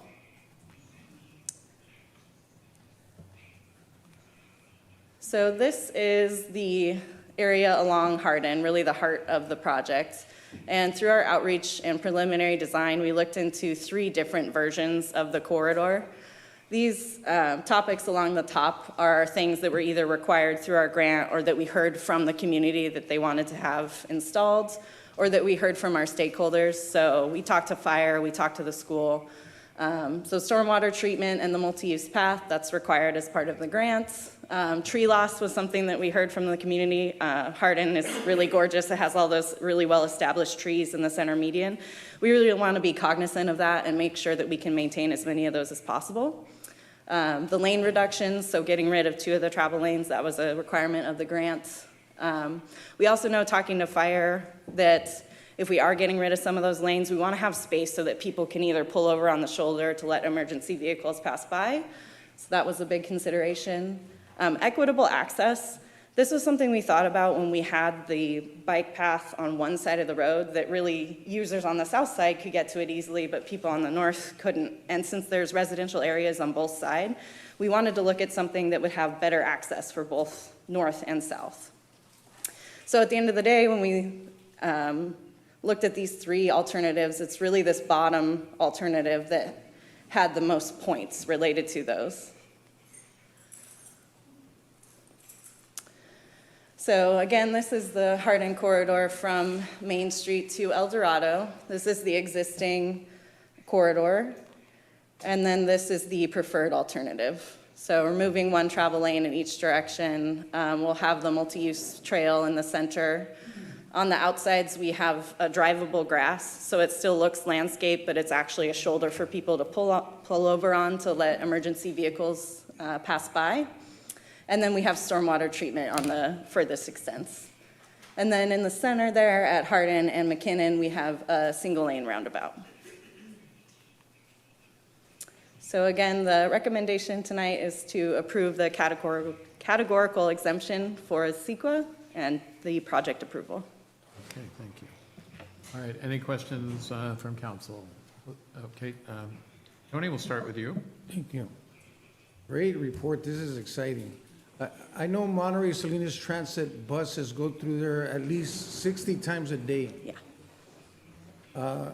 In talking about your better access, are we making it easy for the buses as well to have access to those roads? Yeah, absolutely. So we've met with MST once or twice now. I'll be meeting with their safety officers coming up in the next month or so. The roundabout's been designed specifically such that the buses can make turns without having to overtrack the center island or go into the curb and gutter. This is actually a decently sized roundabout. It's not a mini, so they won't be over tracking. It's actually large enough now that we're looking into large trucks will be able to move through there too. So, Great, thank you. yeah. And Jose? Thank you, Mayor. Thank you for the presentation and the work. My question is, obviously, these are some of the improvements that the city itself is going to have to do and undertake, but we're primarily doing this for the students, for the families that go to and from school. What improvements are the school sites themselves making to help accommodate all this, right? Because a big factor is, for example, like if you're dropping off your kid to school, a big factor is if the school's set up in a way where all traffic has to be on the street, there's no formal pathway, right? I know that was incorporated with the Barden Safe Routes to School project, Yeah. to have that additional lane, right? Are any of these school sites doing something on their end as well? It's not just the city? So as part of the grant, we try to limit anything outside of the public right-of-way because it elongates the overall design process. So we don't have any improvements on the school site, but I will say TAMC has $1 million or $1.5 million, I think, in education and outreach dedicated to students, not just at Hardin, but throughout the school or throughout the district. So no physical improvements, but we will be doing education. Okay. Is that something that we could potentially incorporate into future work, or is that just generally like a categorically, this is what Safe Routes to School is, for best practices, we don't incorporate or include the school site improvements into the plan? I think it's something that we could look into going forward. It's having been a part of the Barden project and then also some nearby projects in Seaside, that's something that we hear a lot, and that circulation at the schools is vitally important. I think we'd have to figure out that process in terms of the funding, but I think working with the district going forward, especially since we do have those raised medians, we need to make sure that the access getting in and out of the school is going to be maintained. All right, thank you for that. Yeah. Right. Anything over here? I'll go ahead and chime in because it is in my district. I don't have any questions, just comments. So, Mr. Mayor, are you taking comments as well? Or just questions? Questions Okay. now and then comments when we. No questions, thank you. wrap it up. Any questions? Okay, all right, let's go out to the public and. Got two more. Oh, you did, you did, okay, I'm sorry. Yes, I had a question. So everything was resolved with the parents and, bringing in the community. In one of those community meetings, they were really, really concerned about them crossing the kids. Yeah, so we That have was an, resolved. I would say we have another community workshop coming up in March, and so we'll continue to present on the safety. And then what we're also Yes. doing is a 3D rendering where you can walk around the roundabout. You can direct a person to walk around the roundabout. And so we'll be using that to show people how those crossings will work. And it being a single stage crossing too really helps with the safety.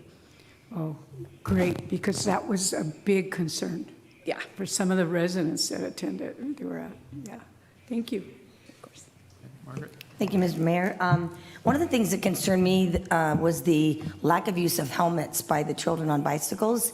So I'm wondering, I'm assuming that the school's going to play a major role in educating parents because we can't keep their children safe if they don't follow the law and make sure that their kids are protected. And then the other thing is just, riding on the sidewalks. Those are two very dangerous things that can be fixed, I think, with some good education and some enforcement. Yeah. Thank you. All right, let's go out to the public. Any comments on this item?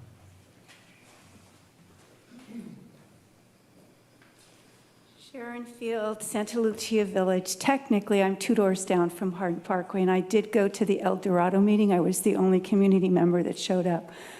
I will never be able to get out of my neighborhood with this. If I live on Placer, 3 blocks down is McKinnon with Hardin Middle School. This is about 4 blocks. The other way is Alvin, where you have North High, you have the Presbyterian Church with the daycare and preschool, Anthem Christian School, 2/10 of a mile El Gavilan, and 2 more tenths of a mile Natividad, which many of my neighbors' children go to all those schools. We can't get out in the mornings with the traffic for the high school on Alvin. Many of the parents from McKinnon come in El Dorado, take up Mendocino like it's a raceway, come around the corner on Placer on 2 wheels, and then go down Tynan or Westminster to the school. The Hardin Middle School parents park on both sides of the streets, on both sides of the school, and they park in our driveways and in front of our houses. They are not considerate of us. Many times I've come home and someone's over my driveway. I have watched them pull bushes out of neighbors' houses because they want the bush, which I don't get that. One of my neighbors had to call an ambulance for her husband. People were parked over her driveway. The ambulance couldn't get in. So I'm concerned. I learned to drive traffic circles when I lived in Mexico. I've driven them in Europe, and they do not put them in residential areas. So I don't know if I need to buy a drone or something, but I have no clue how I'm going to get out of my neighborhood with this. So thank you. Good afternoon, or good evening, excuse me. Joe Alvarado. I'm a resident of District 5. I'm also the HOA president of Northgate Village, which is adjacent to where these are being set up. I like the fact that these are going to be traffic calming devices, especially since I have about 200 kids that go that direction every day to and from school. My biggest concern is that we don't have enough education to the residents that live in the area. I don't think that you don't see anything with the DMV training. You don't see anything that's coming out from the city, or at least that it's gone on social media where most people see the information.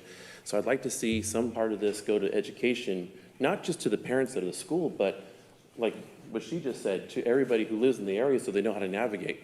The other concern I have is that this might push more traffic down North First Street into Alvin, where kids are going to North High, Hardin, and also going to Cannon. That intersection right there at Alvin and First Street is horribly congested in the mornings. There's only one stop going north and south, but going up and down Alvin where it's 2 lanes is horribly busy.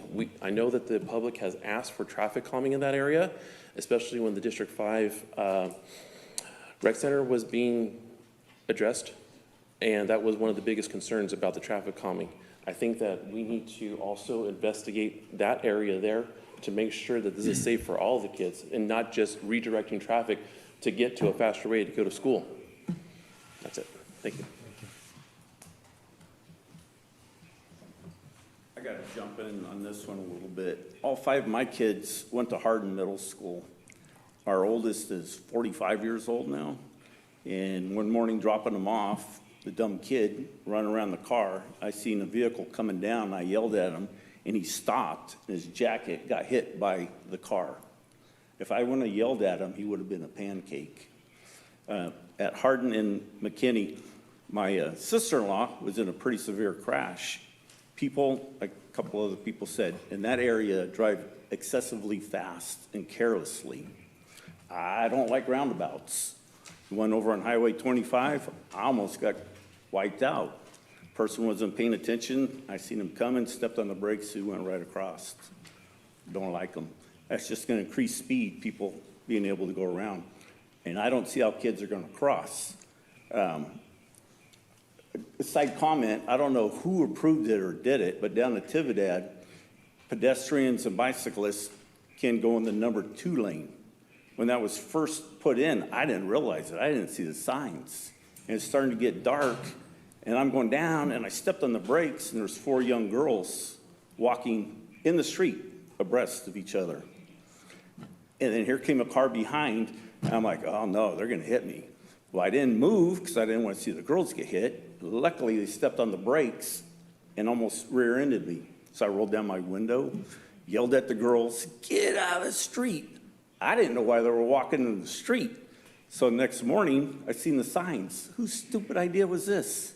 And the signs are still up. Not too many people do it because they almost get ran over riding bicycles or walking or riding in the actual street. Cars and people don't mix well. So that's my input, actual life circumstance. Thank you.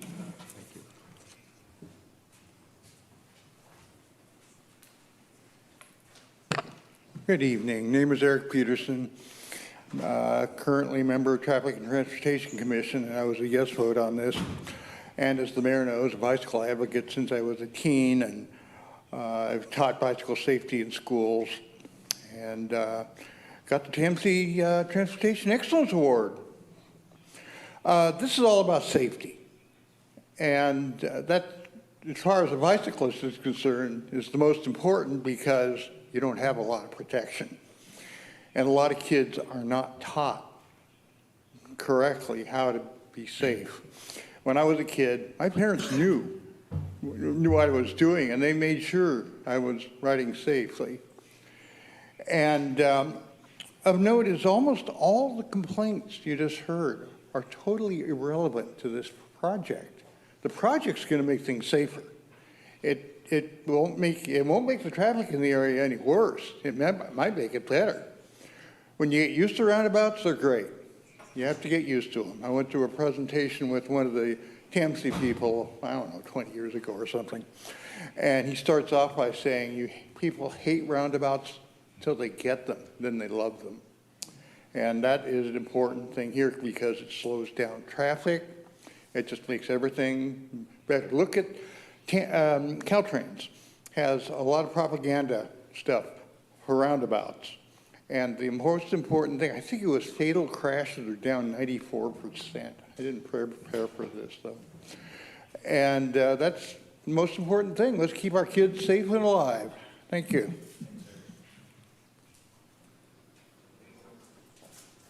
All right, let's see if we have anyone on Zoom. We do not. All right, so we will come back to council for final comments, and this is an action item, so we will be looking for a motion of one sort or another. Motion to approve. Second. Okay, there's a motion and a second. Any additional comments? All right. Mayor, I have a comment. Okay. I think we heard from the people that we serve. I think safety is a critical issue here. So this is a great opportunity to, because there are several schools there, to collaborate, educate one another, talk to each other. I know the city there for a while, we used to have, I think there was one or two staff members that would take us around the streets, how to safely use the bike lanes. I don't see why we can't do that collaborative effort with the schools as well. I know I hear a lot, well, nobody rides a bicycle. But I'll tell you what, I ride a bicycle, and some places are not very safe. So you have to be careful. And yeah, to the gentleman's point, as far as some young people, sometimes they're riding their bicycle, they don't realize just to look back or, so I think safety plays a big role. So however we can communicate with, not only with the local government and the school districts, I think it's critical. Thank you. Okay, thank you, Tony. If I may just make one additional comment. Sure. Thank you, Mayor. I think this presentation reminded me, I don't know if it was the last council meeting or one of the previous council meetings, but one of the members of the public made a comment along the lines of, cities are built for people, not cars, right? And I think this is one of those reminders, kind of painful reminders, right, of that story, right? Where the reality on the ground is it's a lot more car-centric, but through the adoption of these plans, we're striving to make those small incremental changes in the built environment so that the city does live up to that now famous adage, cities are built for people, not cars, right? So happy to support this at the end of the day, and thank you all for the work that you've done. Okay, thanks, Me, Jose. Andrew? Thank you, Mayor. For me, it's about safety. And I wish, I mean, these are just tools, but at the end of the day, we need our residents to be respectful of other people, and I think that's the missing piece. But this is a good reminder about providing training for folks. I know we talked about it in the Baranda project, that there's going to be education. I haven't had an update on that, but this is also an opportunity to contact the school district, and maybe we can help issue something where they could send out a video to the parent square or communicate that. And my counselor, Barrera over here does ride his bike. I've seen him and he wears a helmet. Maybe you could do a promo video on how to navigate that area. Thank you. Okay. Need a producer. All right. I think one of the things I would just throw in is, and we talked about it earlier with the youth commissions and how it's kind of become a popular thing to distracted however you're moving around, and I think the reality is the game's changing, including transportation, and it really does speak to a need moving forward with these types of projects. If we're going to initiate them, if we're going to do them, then we have to step up our game too on education and outreach. I'm not a huge fan of roundabouts, but they're here to stay, and we need to educate and you need to get used to them. So I think this underscores the need to educate, and I think there are a lot of folks who want to do that, so that's a good thing. So with that, why don't we go ahead and call for the question? Motion made by Councilmember Barrera, second by Councilmember Sandoval. Salazar, I'm sorry. Councilmember Barajas? Yes. Councilmember Barrera? Yes. Councilmember Diorigo? Yes. Councilmember De La Rosa? Yes. Councilmember Salazar? Yes. Councilmember Sandoval? Yes. Mayor Donahue? Yes. Motion passes. Okay, thank you. All right, we will now take up establishing a first-time home buyer's mortgage down payment assistance program. And Orlando, you are up, and there you are.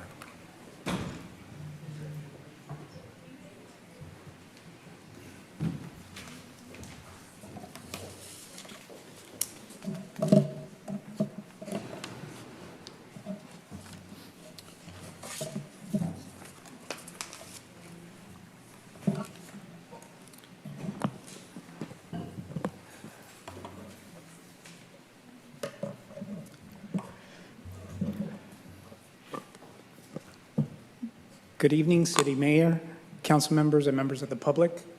My name is Orlando Reyes, and I am the Assistant Director in the Community Development Department.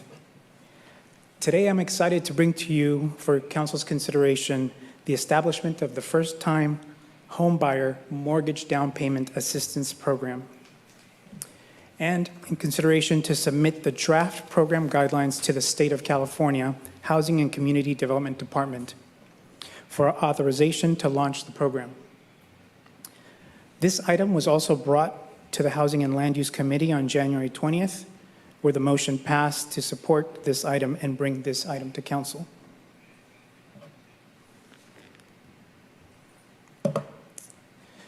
This program is supportive of the 2025 through 2028 City of Salinas strategic plan goals and strategies related to housing. It furthers implementation of the 2023 and 2031 housing element, policies and programs under goal number 4, which is to advance housing affordability and opportunities at all income levels.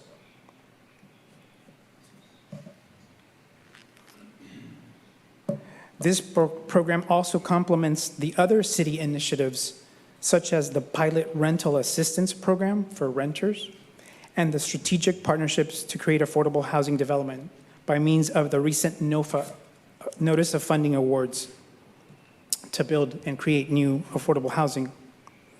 Holistically, these initiatives advance and address immediate housing needs while creating long-term opportunities for sustainability, for stability, and equity.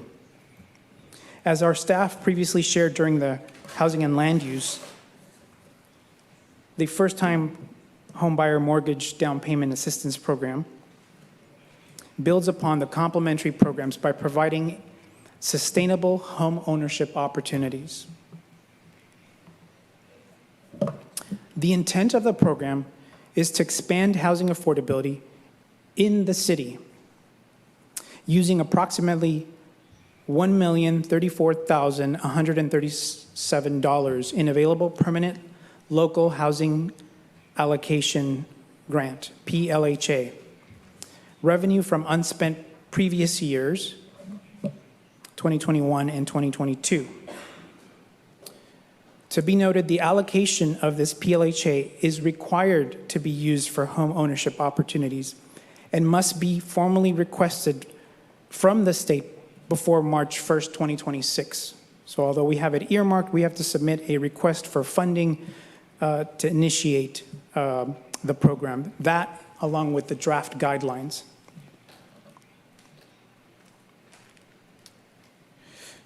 Oops.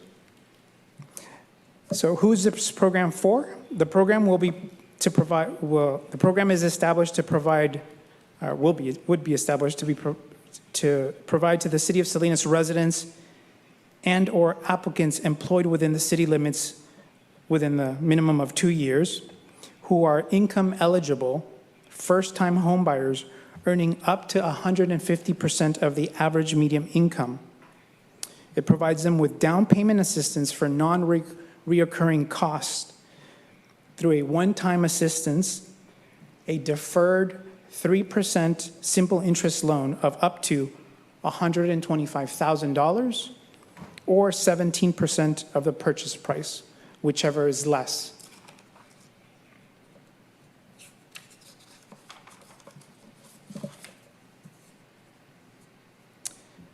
As mentioned above here on the screen, the program can continue to evolve based on applicant feedback, market conditions, emerging best practices, funding availability, and city priorities. Some additional highlights noted above is the interest on the loan. Again, it's a 3% simple interest, is forgivable if the original borrower remains in the property for the duration of the loan term, which is 30 years. Once the applicant is funded, the city would conduct annual monitoring as part of the loan requirements for the duration of the loan term. The program allows for the purchase of single-family residences and condominiums, which includes townhomes, and manufactured homes when the land is also owned by the borrower, again, within the city limits. This program also leverages the senior lender underwriter's review and approval of the applicant, and will also verify that the applicant is eligible for the city's mortgage down payment assistance program. For reference, the senior lender is whom the applicant would reach out to for their primary loan, the bulk of the money that's required to purchase a home. We're offering the assistance, down payment assistance, which is only a portion of that total loan package. This program also addresses what's called the missing middle, if some of you have heard. That's essentially for households earning between 60 to 120% of AMI. So it addresses not just in previous programs that we have launched, we're addressing low income, but we're trying to cover the entire band up to what's allowable, which is the missing middle.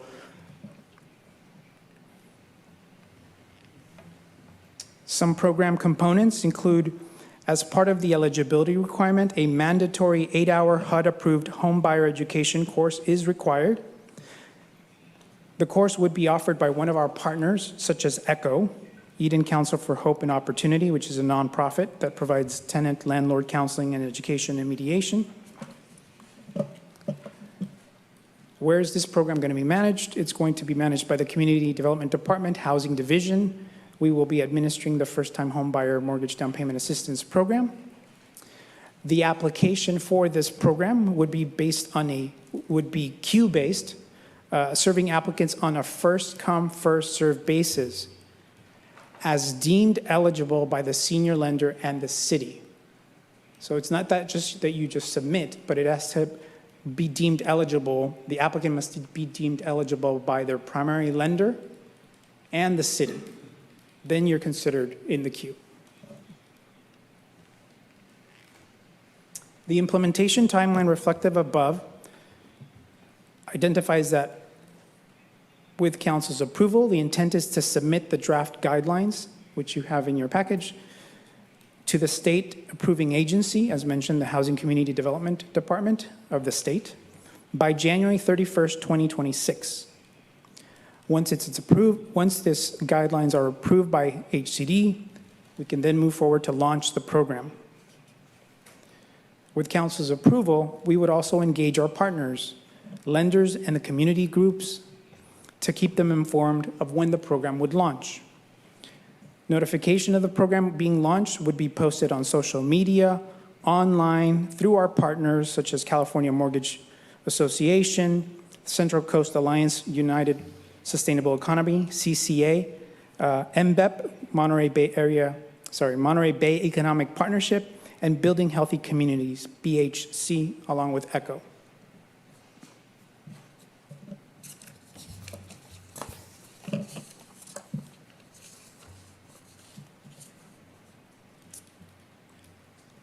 The program is anticipated to end once all program funds are expended, again, approximately $1 million, but no later than June 30th, 2030, which is the program expenditure deadline for the funds.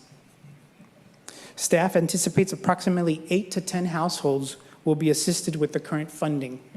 That's based on the reference made earlier about the 120, sorry, I think,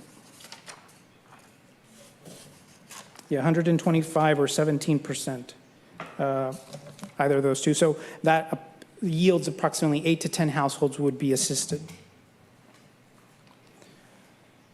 The proposed action is not a project as defined by CEQA, guidelines noted above, section 15378.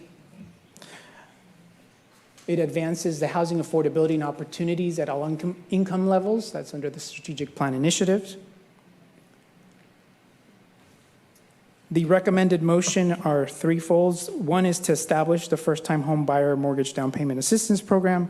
2, to allocate the 2021 and 2022 PLHA grant totaling approximately $1 million to this program. 3, authorizing the city manager or designee to advance the mortgage down payment assistance program, its guidelines, and to negotiate all necessary documents to implement the program. I would like to also announce that with council's approval, we would welcome those who are interested to reach out so that we can continue to inform them along through our partners via 2 means. The first is through email. They can reach out, interested folks of this program can reach out to housing webmail, all one word, housing webmail @salinas.gov, with the subject line in their email that says first-time home buyer program. That way we can keep you informed via email distributions. In addition, they could also reach out to our general phone line, which is 831-758-7334, and request for the housing department about and asking about the first-time home buyer program. This concludes my presentation, and I'm available to answer any questions. Andrew, would you like to start us off? This particular pool of funds, what other options for using, what are the other options? You mentioned that this is like, what else could we use this money for? You mentioned that it's required for a first-time homebuyer program, this specific grant amount, is that what you're saying? Correct. The specific band allocation for this amount needs to be applied to a first-time homebuyer program. PLHA can be used for other sources, but those other sources have already been committed to those other uses. But this small portion allocation can be used for a first-time homebuyer program. Just want to get clarification. Thank you. Tony? Mr. Reyes, great presentation. Once the person calls 758, is it 7334? Is that what you said? 831-758-7334. That's the general line. And then the permit center would then forward it to the housing division. And Mr. Reyes, and I appreciate the different ways that people can communicate. Once somebody calls that number, is there a designated individual or individuals that are going to be able to help? Because sometimes we call the city and it just goes everywhere. So I guess I want to make sure that when somebody calls, yes, they're going to contact somebody at the other end that understands what they're asking for. Yes, so when they ask for the housing division, we have a circulating staff members who pick up the call. We would field the call. At that point, essentially collect the information from that individual so that we can keep them informed when the program launches. So that'd be via email or a phone number, and then we can add them to the interest list, essentially. It's an interest distribution list. That's one means. The other means is if they're not aware of it through today's session, they would hear of it through our community partners all the ones I mentioned, through that, through social media, notices, within the library, and through our lenders. So anybody who's already actively looking to purchase a home would be working with lenders of whom we would have partnerships with. So we are also reaching out to lenders to inform them of this program so that they are aware, since they would need to be aware of what we're offering as part of their total offering to the applicant or to the borrower. Yeah, and Mr. Reyes, I think your report is great, but just in layman's terms, what is it, if I'm calling for this specific need, what specific paperwork or what is it that I need to be able to enter into this conversation? At this point, since the program hasn't launched, they would simply be reaching out to convey that they're interested. At that point, we would just add them to the list. When the program launches, at that time, we would provide them directions online and through the email chain that basically says the steps are really twofold. One is they reach out to a senior lender, some of them which we may identify on the list. They could reach out to other lenders, seek to be qualified for housing based on their income, and that lender would also be aware of our program and the down payment assistance we can offer. That borrower would then, once they get vetted by that senior lender, if they qualify, that senior lender would provide them a pre-approval letter. That pre-approval letter would reflect both the senior loan and reflection that the city can also be a contributing fund, of which we would also consent and we would also participate in that approval process. Great. That takes them down the path of being an eligible first come, first served basis applicant. Thank you, sir. Mm-hmm. Thank you for the presentation for the second time. Happy to see it again. We have a few questions similar to questions asked during the Housing and Land Use Committee meeting. For clarification, for this particular program on the city side of things, while our down payment assistance program doesn't explicitly exclude or prohibit someone who does not have a social security number or holds lawful permanent status to apply, correct? That's correct. So long as the borrower is able to secure a senior loan that accepts an ITIN, we would follow suit. So again, the borrower would need to find a lender that's willing to loan to an ITIN, an individual who doesn't have a social security, and confirm that they not only qualify for that loan, but also for our program, then they would be able to move forward once they get that approval. Okay, thank you. So just to reiterate that, if I do not have a social security number or do not have lawful permanent status, I can apply for the program, although I may not be eligible for any of the federal programs like the first-time homebuyer assistance program that the federal government has, or like those low-interest programs as well, correct? That's correct. And that lender, that senior loan or senior lender may have additional qualification requirements to confirm that ITIN's income capacity, such as in generalities, that senior lender may ask for their tax returns, proof of income, identification of some sort, whether it's a passport, some other means of identifying. Again, that would be on the senior loan or the senior lender's underwriting process. All right. So the silver lining is it might be difficult, but it can be done and it is possible, correct? Correct. All right. Follow-up question to that. In the staff report, there's mention of establishing residency for the city of Salinas, right? So that's who's eligible. Obviously, we have a large population of agricultural workers who are here on a seasonal basis. I know there's some criteria within the program established to allow for those folks to participate. Can you elaborate a little bit further on what those criteria are and how you all will be assessing residency for folks that do, follow the agricultural season and harvest? Yeah, so in general, residency is established by both either a lease or some term of some documentation that identifies that they've been living here, really. So whether that means 2 years collectively, and they're able to demonstrate that over time, that would be one of the tools we would use. Both the lease, the other is associated would be utility bills that align with that lease. But again, the context of it being able to reflect that they have residency in Salinas and not any other jurisdiction. And I believe there was mention of something of I think the golden number is 8 months for the last 3 preceding years prior to approving to the program, correct? Sorry, say that one more time? Just if I'm correct, you have to be, for the seasonal component, you have to be a Salinas resident for 8 months for each of the last 3 consecutive years preceding the application. So if I'm applying in 2026, I need to have lived in Salinas for at least 8 months in 2025, 2024, and 2023. I would have to confirm that. I'm not 100% sure off the top of my head. Collectively, it has to reflect 2 years residency, but Yeah, okay. I'm getting a head nod from Director Brinton, so I'll take that as a yes. Thank you. Okay. And then also just to confirm, the eligible property types, right? I can't just go out and seek this program for any type of property. Can you elaborate on what some of the restrictions are around eligible property types?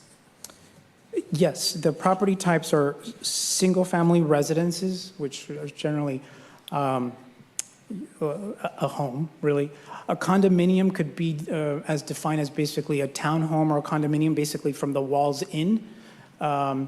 Is the space, that most homeowners look. So when home buyers are looking for homes through their realtor, it's the full span, really. It's single families, it's condominiums, it's townhomes, it's manufactured homes or mobile homes, so long as you own the parcel of land.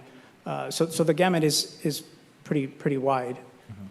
But it does restrict. There cannot be an ADU on that same lot, correct? It can't be a home with an ADU. Did you say ADU? Correct. Yes, it cannot. Okay. Yeah. And then again- The intent is, again, for the intent is, the program is to, it's not for investors, right? The program is really to help facilitate individuals who may be moving from rental to housing and need a path of an opportunity to be able to live in Salinas long-term. Okay. And then you kind of already alluded to it, but mobile homes are eligible so long as the individual also owns the parcel of land that the mobile home sits on, correct? Correct. And then is restricting or eliminating mobile homes as a permissible category a federal regulation, or is that just a practice that we are adopting as a city per se? Can you repeat that question? Is the standard practice of not allowing these funds to go for mobile home purchases federal regulation, state regulation, or is that something that we as a city came up with? It's tied to the funding source, which is state. So it's PLHA. It's those requirements that are leading the requirements. Okay. And last question would be, as it pertains to what's kind of the reasoning behind doing this on a first-come, first-served basis as opposed to on a lottery basis? Yeah, good question. Generally, lottery is when there is a larger size pool of funding. In this case, it's significant, but it's 8 to 10 individuals, and we're really focusing on a program that focuses on readiness. By readiness, meaning that the individuals deemed eligible that are in the queue have already been cleared by their lender and are literally ready to identify a site and purchase it. The contrast with a lottery, which is typically found with larger volume, is that they may or may not be ready. So there's a higher risk. And in this case, we are not only trying to deploy and help the immediacy, right, of residents, but there is also a timeline that we're trying to move forward on, which is to advance this as soon as possible. The lottery might complicate things because that individual may or may not be ready. And in this case, again, it's really related to both things. It's the speed, readiness, and the size of the loan, or size of the grant that we have. Okay. And then my last question is returning back to the topic of establishing residency. I think at the Housing Land Use Committee made the point that the program itself references establishing residency in Salinas, not the city of Salinas itself as a jurisdiction, because I could live out by Vieira Canyon Road near Prunedale and my address still says Salinas, right? I could live outside of city limits and my address still shows up at Salinas. So what are we doing to both inform the public and then also screen those folks that they're not in one of the surrounding communities but being counted as part of being within city limits? That's an interesting question. So the guideline and the requirement is to be within the city's jurisdiction. So long as it falls within that space and can be defined and identified as such, they would qualify. But staff has an ability to go ahead and screen that residency to establish residency within the jurisdiction and eliminate folks who might be outside of city limits. Yes, we would be qualifying also each of the applicants as would their senior lender, who would also be familiar with our program. So collectively, both lenders would be evaluating and reviewing that. So yes. Awesome. Thank you. That's all my questions. Okay.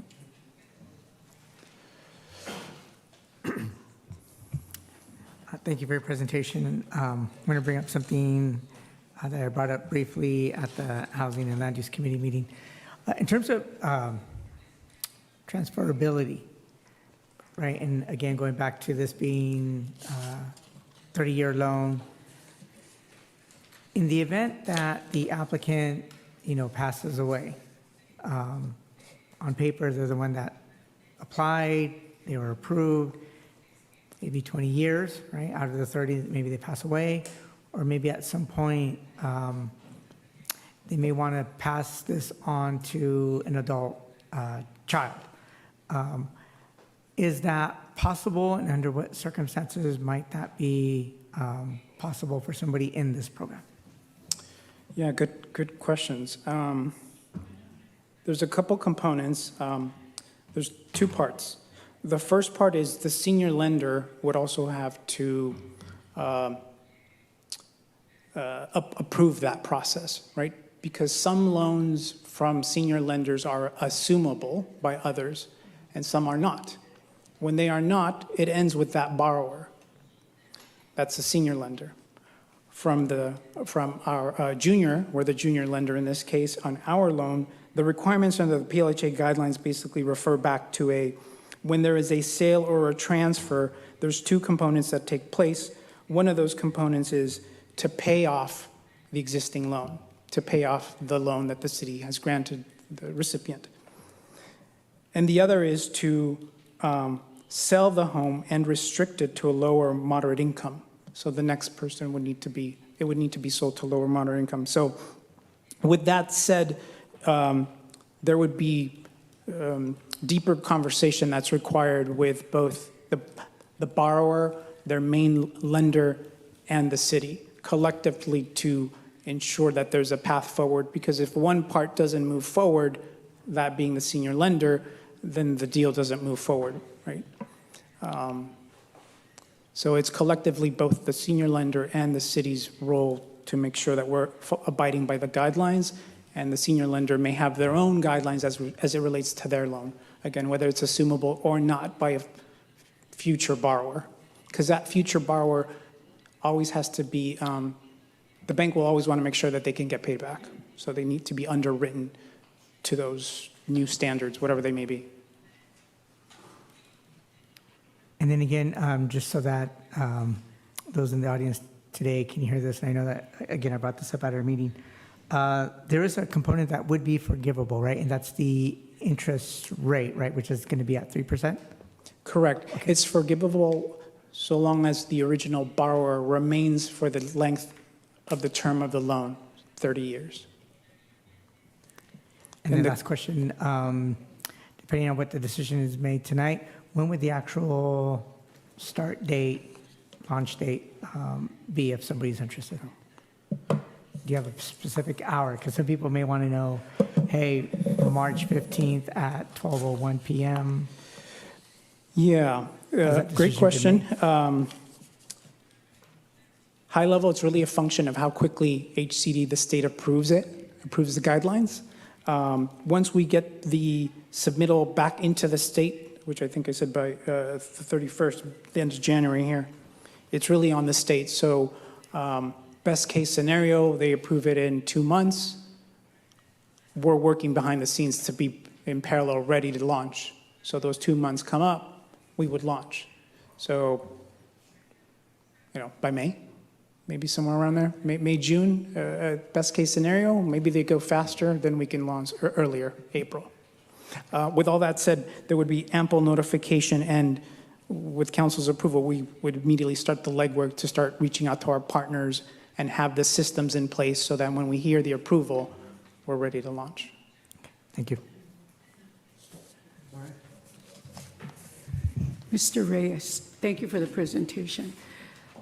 I want to go back to the eligibility because I want to make sure that our community, I mean, we're giving a great opportunity here, understands the eligibility, the process, and I just want them to be to get that information and be clear about it. Because as far as I know, lenders, okay, when we talk about eligibility, some lenders, if you don't have a valid Social Security right now, you cannot buy a house. So we need to make sure that our community gets that message on the eligibility criteria. Because right now, I mean, wow, we're going to have this program. People are going to want to apply, and we want them. But can you imagine somebody getting their hopes high, and then they do all this paperwork, all this, and then, well, you don't qualify. Yeah. You don't have a valid Social Security. Yeah. That's a big crush. So I just want to make sure that that information is given to our community and that they understand we don't make those rules. That comes from the state and the federal because these are monies that come from them, not the city. We have our process, you know, the criteria, but that we don't make all those laws. Yep. So we're going to be able to do that? Yes, and I would just stress for the community and the public to be aware that the first step is always reaching out to their initial lender, right? Whether it be any conventional lender, qualified mortgage, Wells Fargo, Bank of America, whomever, so long as they have in their suite of products an ITIN mortgage type that doesn't require Social Security, then they can work with that lender to secure that loan. That is out of our control. That's the first step. Once that lender identifies that they have a program and that applicant can qualify, in collaboration with awareness of our program, they would understand the city's supporting them by means of this down payment assistance. But the first step, to your point, is out of our control. It's strictly on those different lenders. Different lenders have different products. They need to identify that on their own. Yes, and I'm glad that we brought this back because this is going to give an opportunity for those that qualify. I'm so glad. But I have another question on the lottery. The lottery back, the last time that we had a lottery, and Francisco is sitting right there, he was part of it.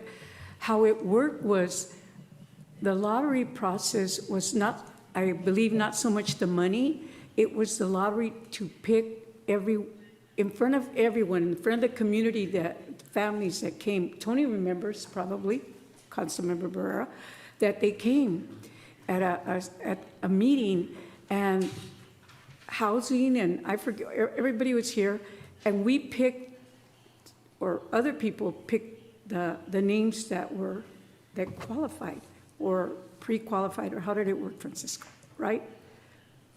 Can you tell us a little bit, just so everybody remembers how we did that lottery process?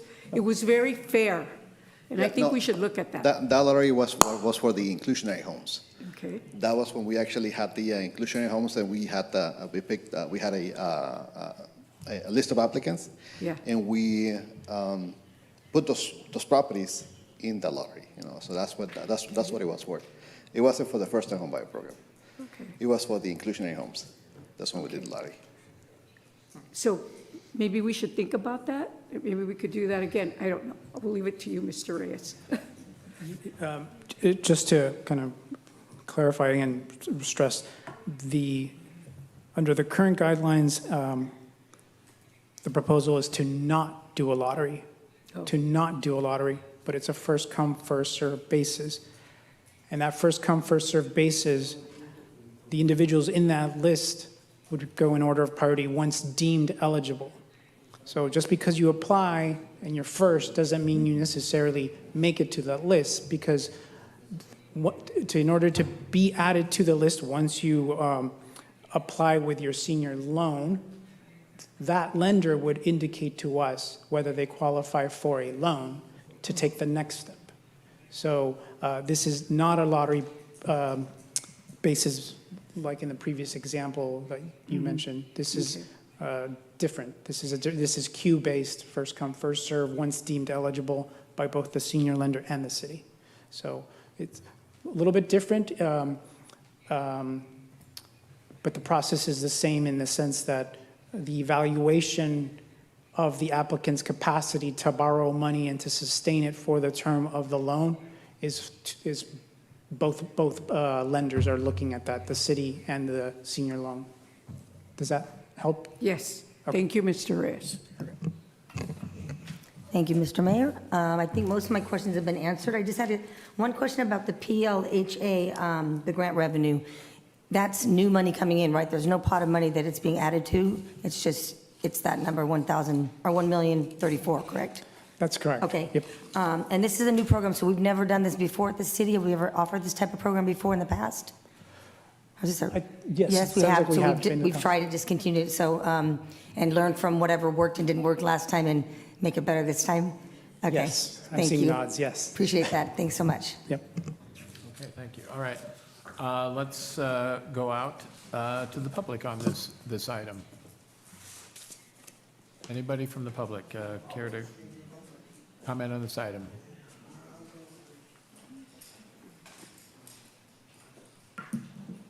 Hello, Council.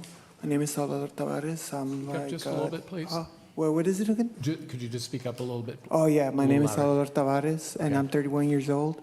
And specifically, probably I won't have anything to say what the presenter said, but I think it's very important to make housing as accessible as much possible, because there's a lot of hardworking people that do deserve to establish a life here. And I feel it's like what I heard before, like an important thing about a government is they're supposed to help their constituents for the pursuit of happiness.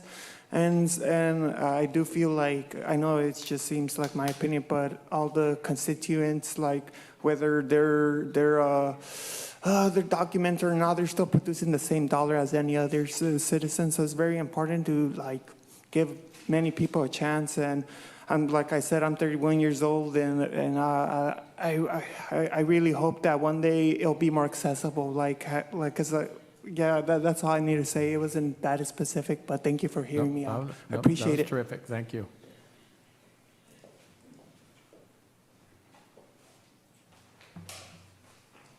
This is socialism.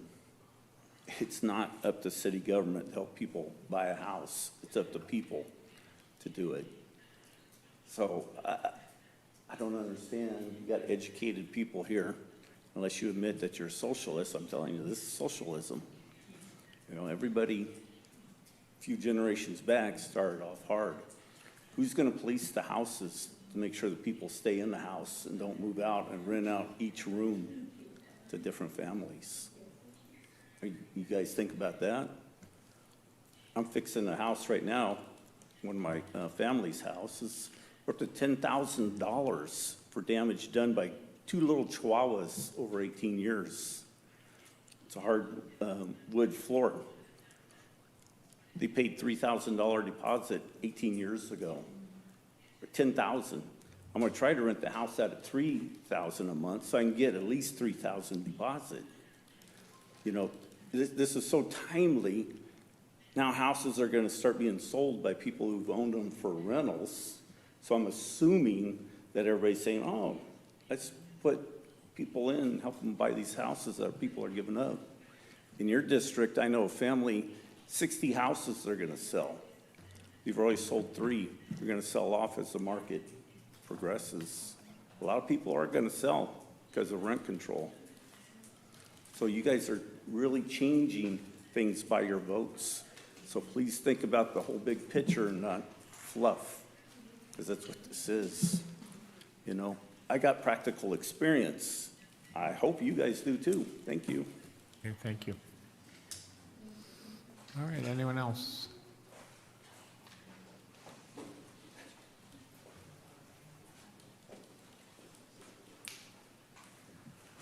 My name is Eric Peterson.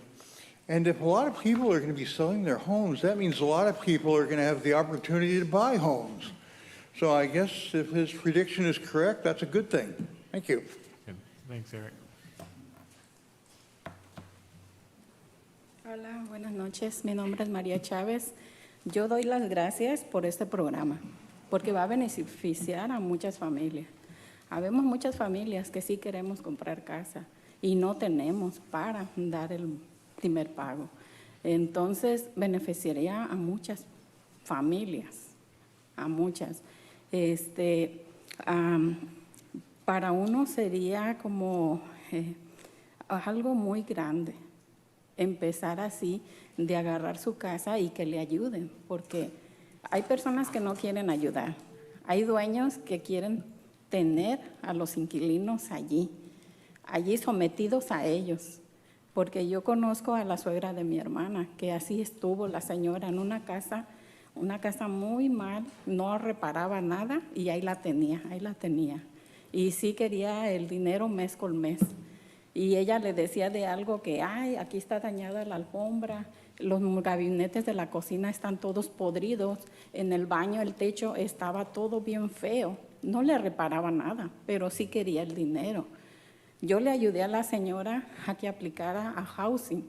Ahí la anduve yo ayudando. Y gracias a Dios ella aplicó a housing. Y ahorita donde está mejor. Pero si ella pudiera comprar a casa. ¿Por qué? Porque ella sí viera de poder calificar. Y hay muchas más familias que yo conozco y que quieren. Y les he dicho de esto. Y están emocionadas porque dicen, es un gran logro el poder yo salirme de donde estoy. ¿Por qué? Porque estamos como si estuviéramos no en la cárcel, sino como en una jaula, que no podemos hacer cosas. ¿Por qué? Porque el propietario no quiere. Ahí estamos allí que no podemos salir ni a platicar ni esto y lo otro, porque ya las cámaras nos están observando. En muchos lugares así estamos cohibidos. Gracias. ¿Quién va a interpretar? Hello. Oh, I'm here. Estoy en línea. Okay, good afternoon. My name is Isabel Chavez, and I want to say that I thank you. Thank you so much for this program. Many families wish to buy a home, but they just don't have the down payment. So this is a big benefit for many.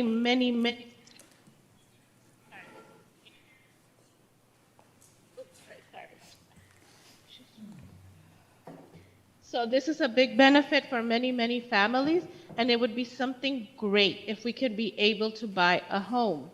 I know a lot of families that the landlord does not want them to leave. They want it to be submitted to them.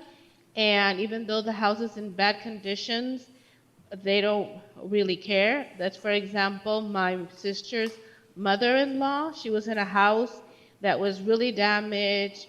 The kitchen was damaged. The bathroom, the roof was almost falling off, and they never repaired it, but of course, they wanted their money at the end of the month, every month. So this is gonna help us a lot. I helped her, I took her to housing, and she was able to get out of that house and get a better place to live. Thank God she qualified, but if she had this opportunity to qualify for help with a down payment and have her own home, that would be great for her. A lot of people, I've told them about this opportunity, and they're so excited. They're so excited to be able to have their own home and have somebody help them with a down payment. And it's really exciting. It's really exciting for them, and it is something that's going to benefit many families.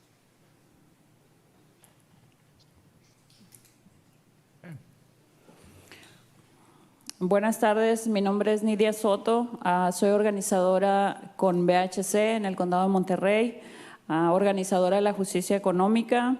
Nuestro equipo de vecindarios prósperos en Salinas, por medio de una serie de la escuelita, hemos involucrado y fomentado la participación comunitaria en este concilio.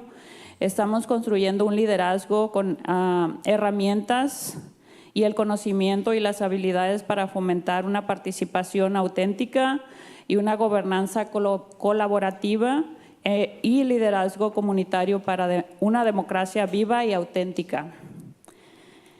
Este último presupuesto participamos colectando 800 encuestas donde venía una pregunta muy clara que decía, ¿qué harías o qué programa financiarías si tuvieras $100,000? La mayoría de nuestras personas que están aquí colectaron esas encuestas, la mayoría se encontró con una respuesta de usarlo para comprar, para el pago de la primera vivienda. Entonces, ahorita estamos mirando y evaluando que ustedes como concilio sí tomaron en cuenta la participación comunitaria de los que estamos aquí y hay mucha gente que no está presente, tal vez están por Zoom, nada más escuchando, pero créanme que reconocen que ustedes como concilio reconocieron la participación y el esfuerzo de cada una de esas encuestas colectadas, que la mayoría contestaba que usaban esos $100,000 en el pago inicial de su primera vivienda. Aunque estamos escuchando que son alrededor de 8 viviendas o familias que se beneficiarían, realmente pues es una ayuda, como lo dijo la compañera María. Mucha gente sufre por solamente ser inquilinos. Pasan por muchas necesidades, los hijos pasan por sufrimientos. Bueno, pido un poquito más de tiempo porque estoy hablando por los demás. Entonces, agradecemos esto. Permíteme, Nidia, nomás para... She's requesting more time as she's speaking on behalf of the entire group. Por todo el grupo, ¿verdad? Sí. Okay. Pues queremos reconocer que se tomó en cuenta el esfuerzo de la comunidad y queremos incitar a la comunidad a que siga ahora contestando la encuesta presupuestaria de este nuevo presupuesto 2026-2027. Incitamos al concilio a colaborar e informar a la comunidad acerca de este programa de primeros compradores, porque sí va a haber muchísimas preguntas. Por ejemplo, algunas ya las cubrieron ustedes, pero yo tuviera una pregunta ahorita mismo, que sería, una familia, una mamá soltera que no califica para un préstamo de $125,000 con sus ingresos, que son pocos, ¿podría unirse con otra persona para calificar y unir los ingresos? Sería una pregunta para mí inmediata que surgiría. Iban a surgir muchas preguntas, se necesita informar a la comunidad acerca de cómo van a calificar, porque va a haber mucha incertidumbre y querer calificar. Gracias de nuevo al concilio. Thank you. Good afternoon. My name is Nidia Soto, and I'm an organizer with VHC. I am also work for the economic justice and La Escuelita, and there we are showing how to be leaders and have a true democracy through the participating tools and have a governance and to be truly active in our community. And I'm saying that, I want to say that last year we did during the budget system, we answered a survey of 800 surveys, and a lot of people, one of the questions was, what would you do if you had $100,000? Most people, what they said is that they would give those funds so they can put the funds in a program for a first buyer home. So I really want to acknowledge the City Council that they did hear the community, that they did hear what the community had to say, and that the efforts that the community did to get all that information, to go knocking on doors, to fill out the surveys. The City Council really heard the desires of the community, and that most people wanted those $100,000 for this program for first-time buyers. You said that maybe 8 people are going to be the ones that are going to be benefit with these funds, but that really helps a lot. As Maria said, a lot of the people that are tenants are suffering, the children are suffering, and this is something that it's going to really help the community. So we really want to acknowledge and we really want to thank you. And I'm speaking for everybody, so that's why I'm asking for a little bit more time. But I really want you to, I really want to acknowledge the City Council that they heard us and that our efforts were paid off when we asked for the people to fill out the survey. And there's going to be another survey for the year 2027 and 2028. And another thing is that we really need to inform the community, because this is a program that is going to help a lot, but there's going to be a lot of questions. A lot of them already answered by you tonight, but there's a lot of other answers that are going to come up. And one of the answers that I have is, for example, there's a single mom, and she does not qualify for a $125,000 loan. Could she join with another person? So with both their incomes, maybe they can qualify. So there's a lot of questions that are going to come up, but we really want to highlight that we thank you so much for listening to the community and for answering all our questions. Buenas tardes, gracias por el tiempo. Mi nombre es Adriana García. Tengo aquí viviendo en Salinas, California, alrededor de 27 años. Trabajé en el campo por 17 años y no pude comprar mi casa. Tengo viviendo en el mismo lugar 25 años, un apartamento de una recámara para una familia de 5. No he podido darle un cuarto digno a mis hijos. Entré a trabajar a un distrito escolar de aquí de la ciudad de Salinas. Mi sueldo no supera los $4,000. Para rentar una casa de 3 recámaras tengo que pagar $5,500. No es posible que la renta sea más cara que mi sueldo. Como les digo, esto no es caridad, ni es querer darnos, a lo mejor la palabra no sea correcta, limosna. Es una ayuda, un apoyo a la gente trabajadora. Yo soy una mamá de familia responsable, no salgo a divertirme, no tomo, no fumo por ahorrar para tener una vivienda digna y aún así no se las puedo dar a mis hijos. Como yo, hay muchas familias, muchos de los estudiantes con los que yo trabajo día a día tienen que vivir 5 familias en una casa porque su sueldo es mucho menor que el mío. Menos van a poder rentar una casa con ese sueldo. Si ustedes nos dieran ese apoyo, aprobaran ese programa, sé que no nos van a poder ayudar a todos, pero al menos a las familias que ayuden será un cambio en sus vidas.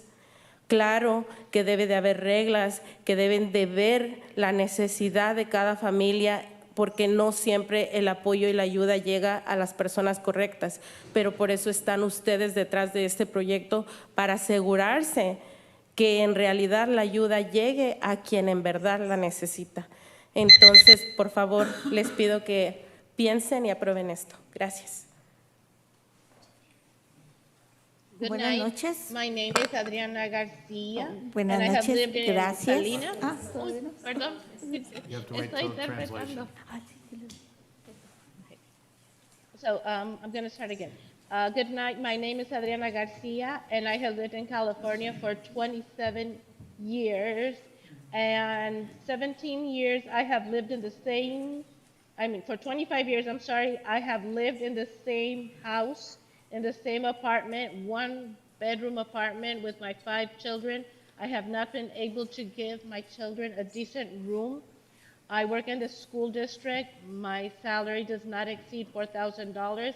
So I cannot really rent a room with, rent a house with 3 rooms, because for that I would need at least $5,500 a month, and that is more than I earn.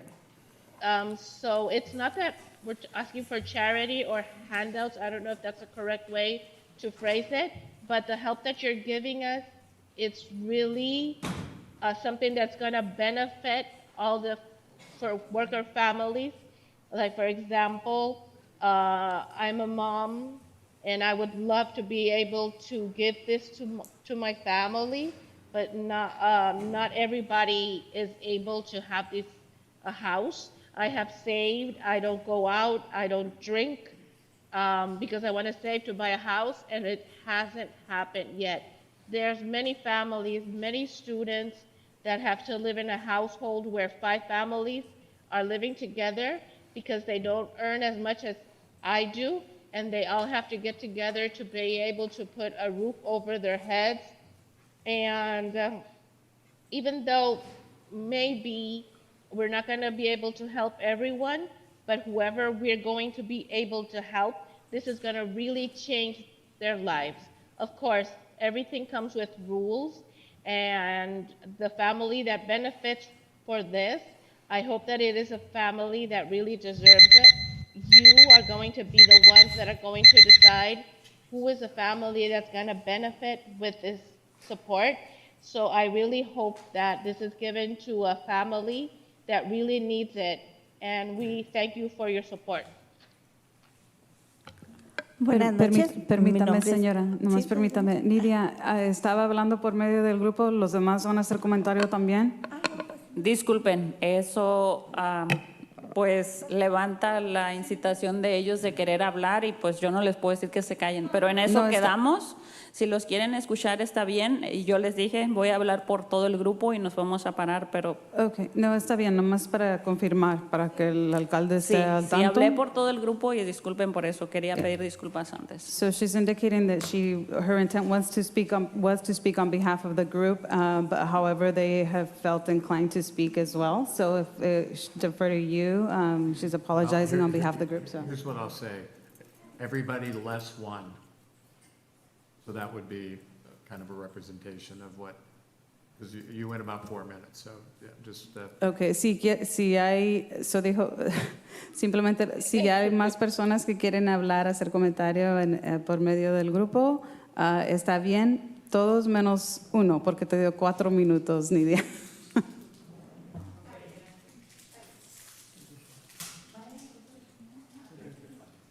Okay. They're good. Si alguien más quiere hablar. Okay, all right. I think we have some folks on Zoom. Okay, Jose, you're on. Good evening, Jose Guerra, Montbella Community. How are you guys doing? Good? Awesome. Just want to make my comment really quick about, this is a great plan for housing. The only thing I don't understand is where the city is getting the money to actually fund it. I thought we didn't have any money, but we're getting money from left and right areas where you guys are trying to fund everything. You're trying to do this, the AI thing, a bunch of stuff we got to buy for the city. I don't understand how you guys are getting all this money and you're going to lend it to somebody, you know, which is a good idea. And what houses are you going to actually give them? There's no houses available. What are you guys talking about giving houses for people and helping them out with it when there's no houses available to give? When are you going to start building them is my question. And I've asked you guys this many times when I go to city council. Build some housing for low-income people. You have not done that. Now you want to make them qualify through a program they probably won't be able to qualify through. And they got to find their own bank. Where is the city really helping them? I don't think you really are. You're just telling them to find your own lender. You're not helping a person get a home if you're not having the lenders there that are available to help them. Even if they're not documented, they still have a right to buy a home, but you need to find lenders that will help them. This is what I don't understand. I'm kind of confused. And like the gentleman said earlier, sounds like socialism, like the city wants a part of something for nothing. It's like, why do you want a part of something you can't even control the city and you want to run this, rent stabilization, now you want to run getting houses for people? I don't get it. I think you're overreaching. Stick to the basic stuff and take care of the city. Thank you. Have a good night. God bless you. Thank you. Next up, Maricel, looks like you're back. Yes. Hi, everyone. So, first of all, as someone who strongly believes in democratic socialism, this isn't it. It just isn't. The reality is this is a one-time thing. Politically, it looks pretty, it looks cool, it looks expedient, something to give your voters, but the reality is this is like not substantive. If we made this like the American Dream program, where you eventually get paid back, where you give that back to more people who can get more assistance, getting another home, that is like self-sustaining. This is a one-time thing. Like, the reality is the people who are probably going to get this were already going to buy a home anyway. And that doesn't help the broader community. It doesn't help the people who are struggling, who can't rent elsewhere, who have to stay in their apartments, who can't even really save at this point because of the economy. Like, this could be a longer lasting program, and I think we're failing to meet that. We're failing. I don't know if, like, granted, I don't know if this money is tied up and you're not able to kind of create a program like that. It would be understandable. I think the public needs more of that information. And I do think that we can do better. Thank you. Okay, thank you. All right, Adam? Hello, City Council and Mayor and the public and the staff. Thank you for working so hard on this. I'm going to try and clear up a few things in my small amount of time. Obviously, we are not a socialist country, but we are a country that cares and a community that tries to help people. And so that's why I'm really proud that this is one step forward. This is by no means a panacea. No one's saying that it is. This is going to help a relatively small number of people, and I hope we can explore if the fund can be made into a revolving fund. That's how the California Dream for All program is structured, and similarly, that doesn't serve enough people per year, but over time it will serve more and more people. So I'm hoping we can explore that. In terms of the concern that was expressed about the people who would take advantage of this already being in a position to buy a home, there's a very simple solution to that. Make them report their assets as they do the application, and so that they have to disclose if they have enough for a down payment anyway, and factor that into the eligibility criteria. If you look at the jurisdiction of Marina, they have a below market rate program, and I believe that is one of the criteria there. So there are ways to solve and address the concerns that have been expressed. But I just think that this is a really important step forward. Does it help everyone? No, not nearly enough, right? But we need to take this moment and this program and use it to demonstrate how significant the need is so that we can have that motivation to go out and seek more funding, make this a revolving fund, seek other resources, right? From the state of California, from the nation, from nonprofits, right? This is just the beginning of needing to do more. Because ultimately, homeownership has proven to have the best outcomes for children's education, for family health, and for the overall financial health of a city. So this is a win-win scenario. Yes, it's just one step, and we need to take many more steps, and I encourage you, the City Council, to do so. Thank you, and thank you to the staff for putting this together. Thank you, Adam.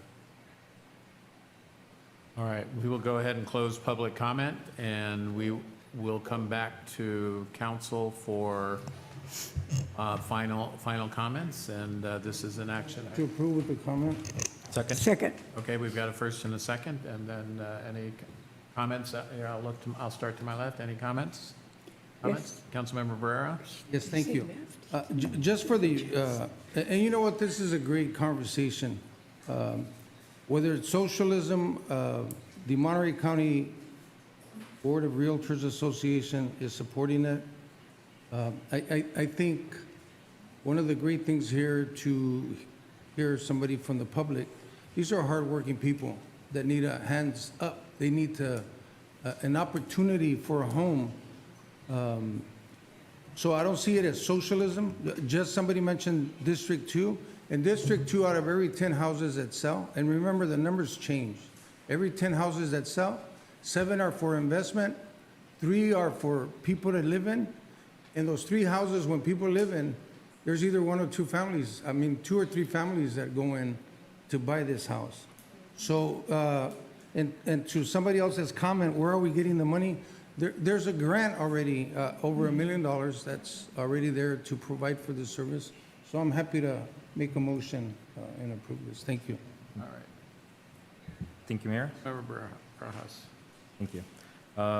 To also address some of the concerns, for example, on the revolving loan fund component, I know I asked a similar question at the Housing and Land Use Committee, and it's my understanding that although the interest is forgiven, the principal will still get paid back to the city, and the city, from my understanding, has a separate account where that is kind of the seed funding for a revolving loan fund. So although the initial seed funding may only be slightly north of $1 million, we have opportunities to make allocations in future fiscal years to help augment and create that pool of funding and help increase it. Obviously, there's opportunity to also restructure the program itself. So perhaps at the time of the sale of the home, perhaps the city can help recoup some of those funds as well.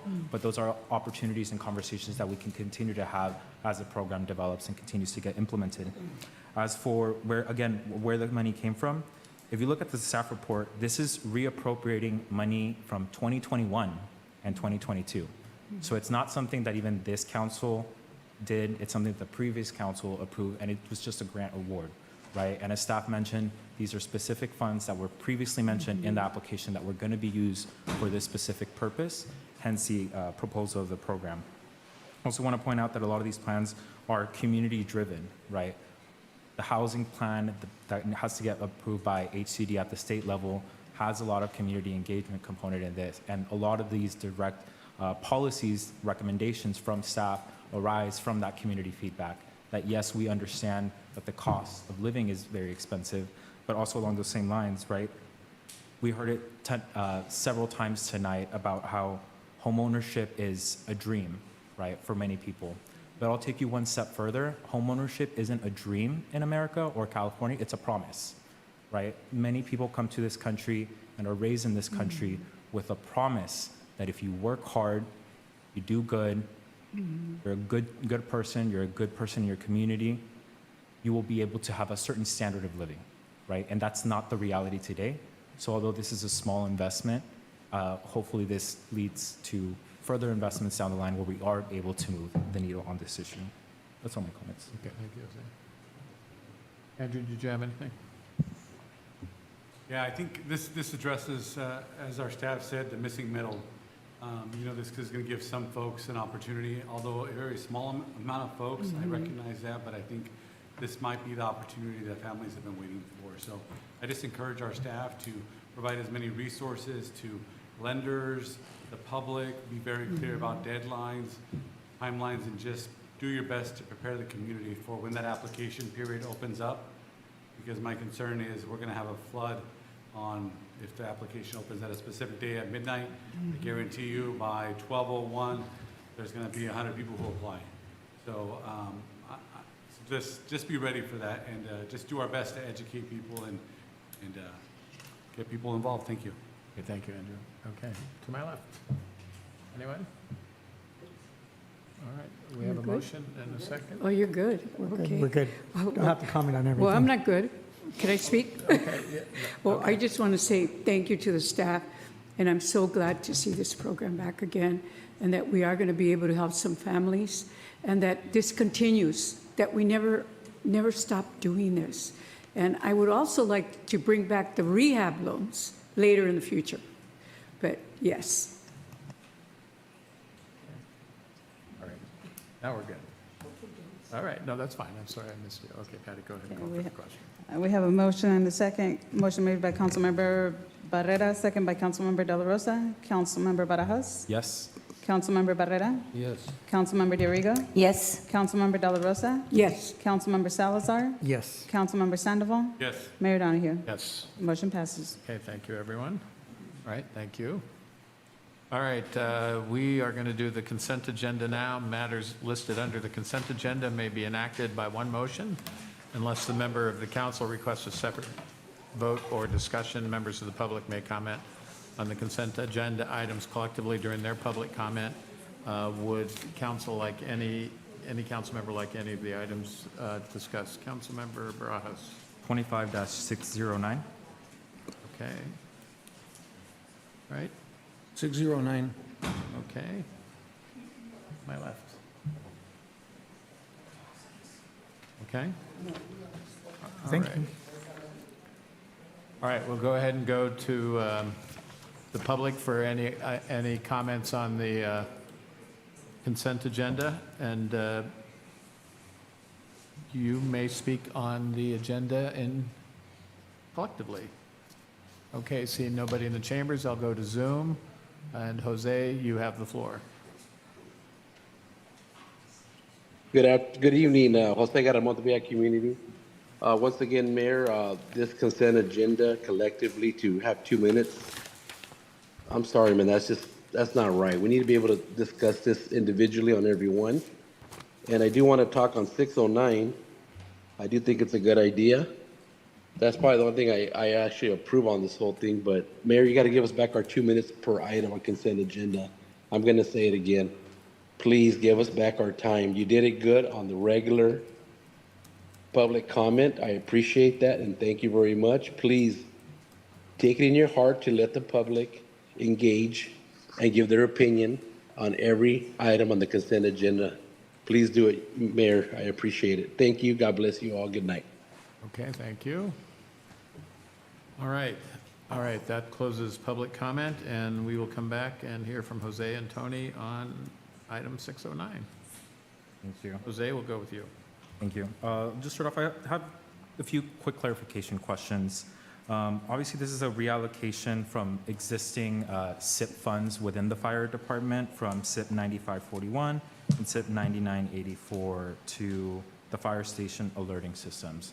Can you speak to what exactly we're taking from and any potential deferred maintenance that may occur, or what are we putting a stop to or a halt to or slowing down in order to be able to fund these upgrades right now?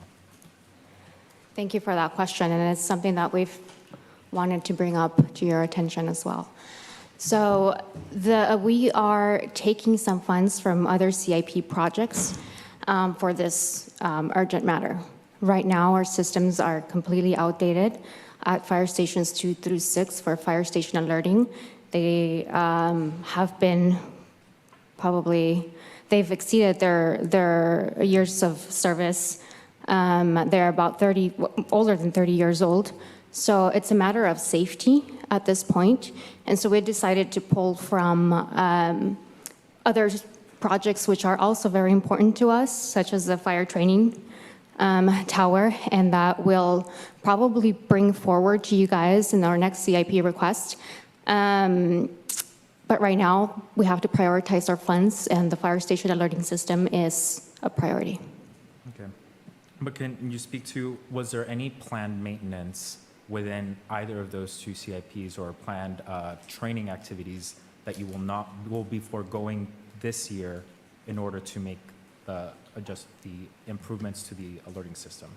Absolutely. So yes, we will have to adjust in other areas. And it's nothing that it's an emergency. We still do have operating funds for training to support some of the priorities in training. So it's not specifically that we are completely taking away the training, the funding for training, but it's just that we are pushing it back a little bit. Okay. Thank you for the question. Clarification. Okay, Tony? Mayor, I was just pulling it to hear some good stuff, so I'm always supporting the fire department. So when we're ready, make a motion to approve. Okay, is there a second? All right, let's go ahead and call for the question. Mayor, just for the council, I'm going to go ahead and table the minutes, item 001, and we'll bring those back at the next meeting. So this will be for motion to approve the 2 remaining consent items, 620 and 609. Okay. Correct. Thank you. Calling for the vote on the remaining consent items, Councilmember Barajas? Yes. Councilmember Barrera? Yes. Councilmember Diarrigo? Yes. Councilmember De La Rosa? Yes. Councilmember Salazar? Yes. Councilmember Sandoval? Yes. Mayor Donahue? Yep. Motion passes. All right, before we get to council member reports, we will get a report from the city manager. Yeah, Mayor, Councilmember, real briefly, I'm going to say a few things. I'm going to ask our Assistant City Manager also to brief you on a couple of items. So, number one, as you know, we have a very exciting celebration on Saturday at our Hebron groundbreaking. So it's been a ribbon cutting. That's been a project long in making. And if you've had the opportunity to drive by, it really, really pops, and it looks amazing. Thanks to the team and the crew, it was a complete effort to get it done. Happy to report it almost came in on time. We only missed it by a month, which is actually awesome, and we're on budget. The other thing is, as we are prepping for a morning on February 7th for a general plan update, which is going to be fairly comprehensive, but we're going to break it up. So we're going to break it up in parts. There'll be general, but also you can, if you're interested in a couple of the elements, but not all of it, you don't want to devote your entire morning, we'll give you the opportunity to step in and participate in the items that you're most interested in. So more information on that. And then I'm going to ask Lisa to brief you on a couple of things. Thank you. Good evening, Mayor, Council. Lisa Murphy, Assistant City Manager. Just 2 items I wanted to bring to your attention. One, I'm really excited. Finally coming to fruition is a Supervisor and Leadership Academy that we are going to be putting on for all city employees. Our first cohort will be 40 employees. There's 2 tracks to it. It's for aspiring supervisors and existing supervisors. So we've contracted out. We did a lengthy RFP process. We had about 25 proposals. We had a committee select. And we settled on a firm that is very, very well versed and experienced in supervisor and leadership training. What's really exciting about this is for the aspiring supervisors, folks who are frontline employees, this is really an opportunity for succession planning and nurturing their professional career development. Because if they complete the program, which is 8 classes, a capstone project, and a graduation, which you will all be invited to, if they complete that, then they will get 1 year of supervisory experience to put on their resume. So when they apply for an internal position here at the city, oftentimes what's the barrier is they don't have supervisory experience. So how are you going to get it, right? So this is going to give them the 1 year experience. So that's exciting. And for existing supervisors and managers, it's an opportunity for professional development, professional growth. I think it will help them in their desire to promote. So that's exciting. It's taken a little while to get here, but we made it. So it'll start in late February, and we'll start to roll this out to the employees starting next week. The second announcement I have, are there any questions about that? Happy to entertain. No questions. Okay. No questions. Hey. I know, you can ask me later. You know where to find me. So the second announcement, I want to give you an update on some of our encampment cleanups that are coming this week. And it's really important because the community is going to see some significant movement. So the first one is on January 30th, which is Friday, and that is in the East Baranda. It's a private property. It's a field location. I'm sure many of you are familiar with it. So we worked with the property owners, and they are going to clean the property on Friday. They will have police department support. We already have had SORT out there on numerous occasions. So we've been working with them for those who want to receive services. Then on February 2nd through the 6th, we will have CAL FIRE here. They will be working to reduce the vegetation in the upper Gavilan Creek, the lower Gavilan Creek, and the Natividad Creek area.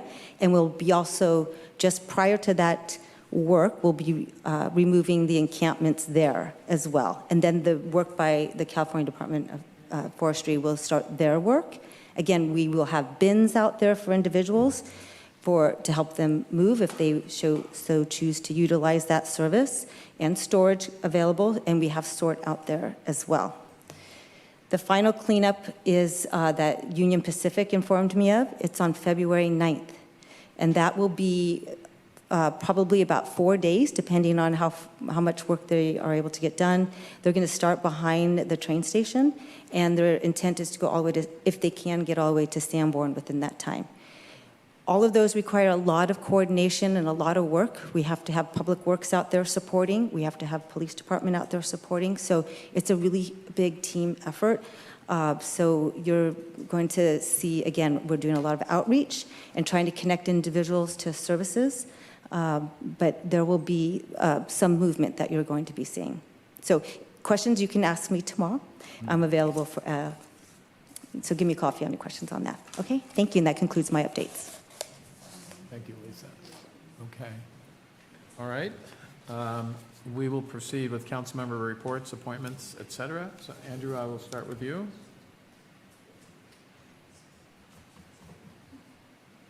All right, well, thanks to honors from our housing department, there was 2 stories, one featured in the Herald and one featured in the Californian, so I encourage you guys to read those. I want to thank our housing department for continuously supporting questions from landlords and residents and providing crucial information. I look forward to this year's rent stabilization, tenant protections, ongoing sessions. The Northridge Night Market is this Wednesday, so don't miss that. I want to also thank Salinas Rising for organizing a cleanup in the Santa Rita area. We had some high school volunteers as well as some adults volunteers. We got to kind of get from Gabby almost to the Denny's area, so thank you to everyone for their help.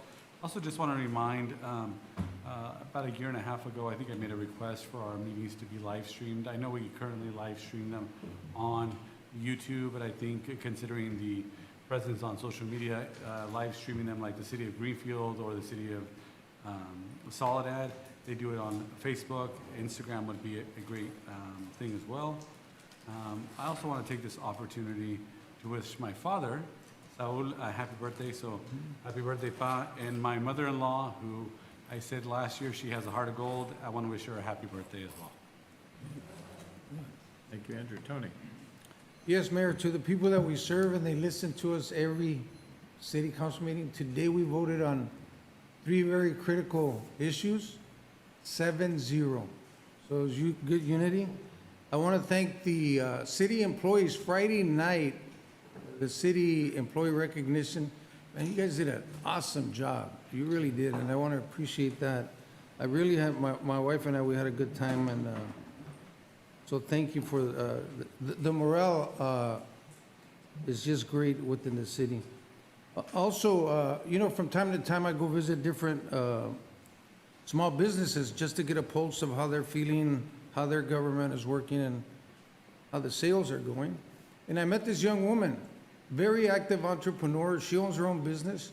She's in her early 20s, I want to say.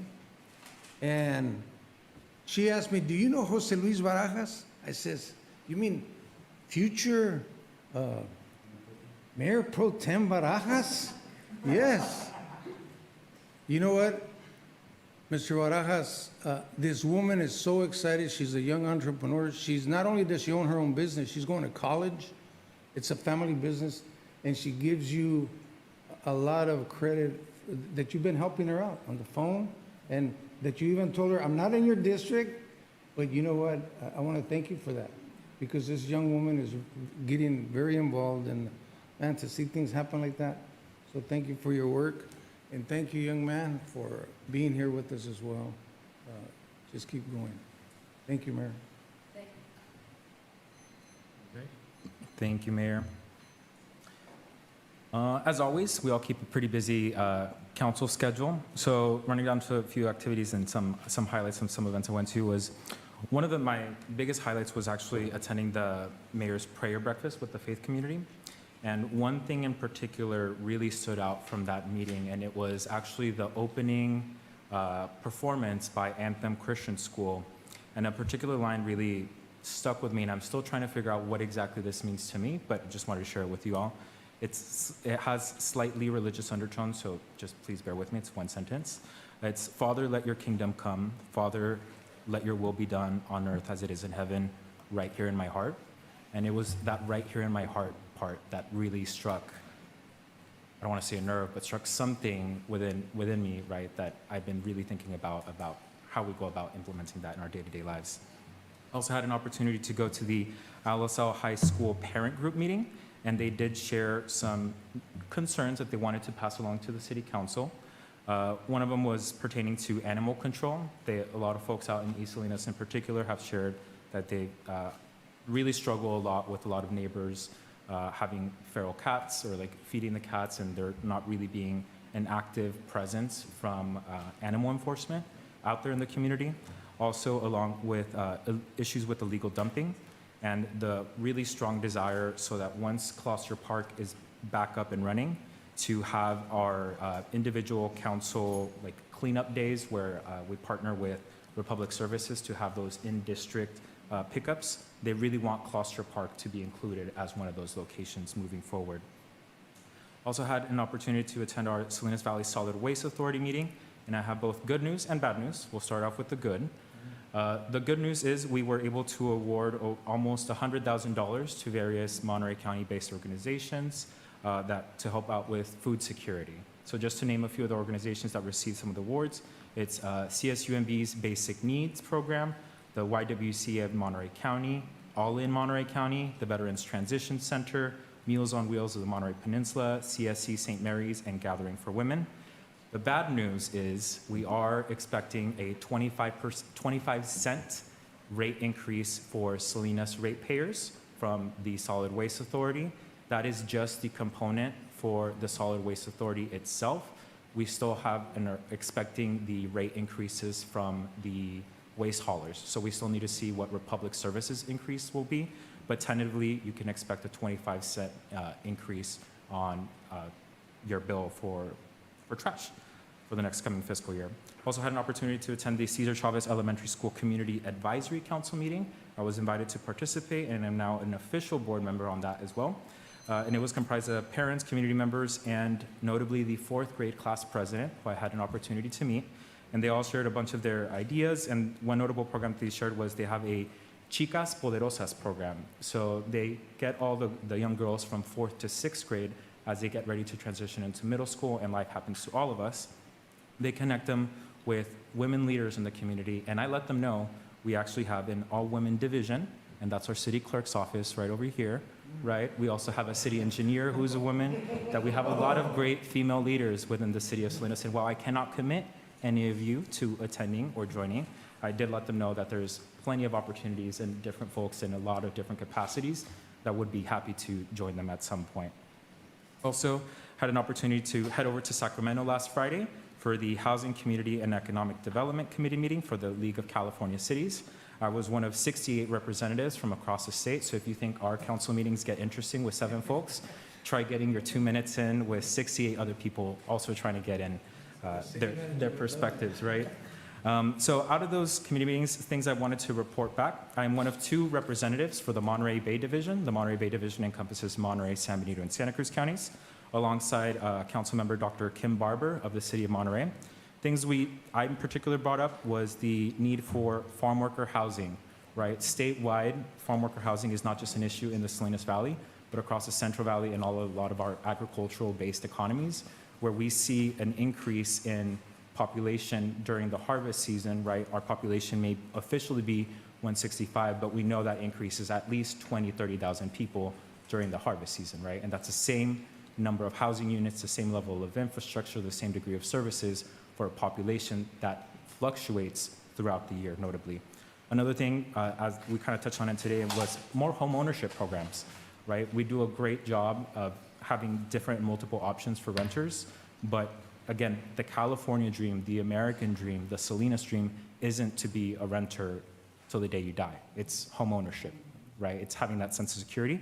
And the other thing that we talked about was residential parking and about the concerns from rural communities as opposed to urban communities. As you have all noticed, a lot of the new developments coming to the city don't have a lot of parking.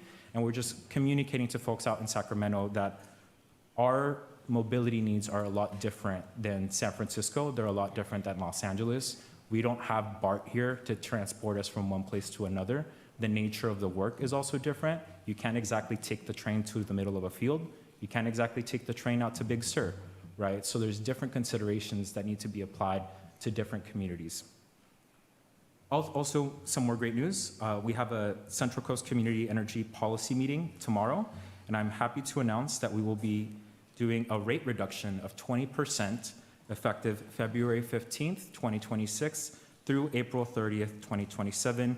And this is all able and done through the good work of the staff at 3CE and being conservative in our projections and being very measured and leveled in our investments in all the power procurement projects that we do. That's how we're able to pass along those cost savings to our ratepayers of a 20% rate reduction. I also had an opportunity to do a ride along with Salinas Fire Department over at Station 5. I experienced everything from a medical call to e-bike that caught a fire to a neighbor whose steam in the shower was setting off the fire alarms. So everything and anything.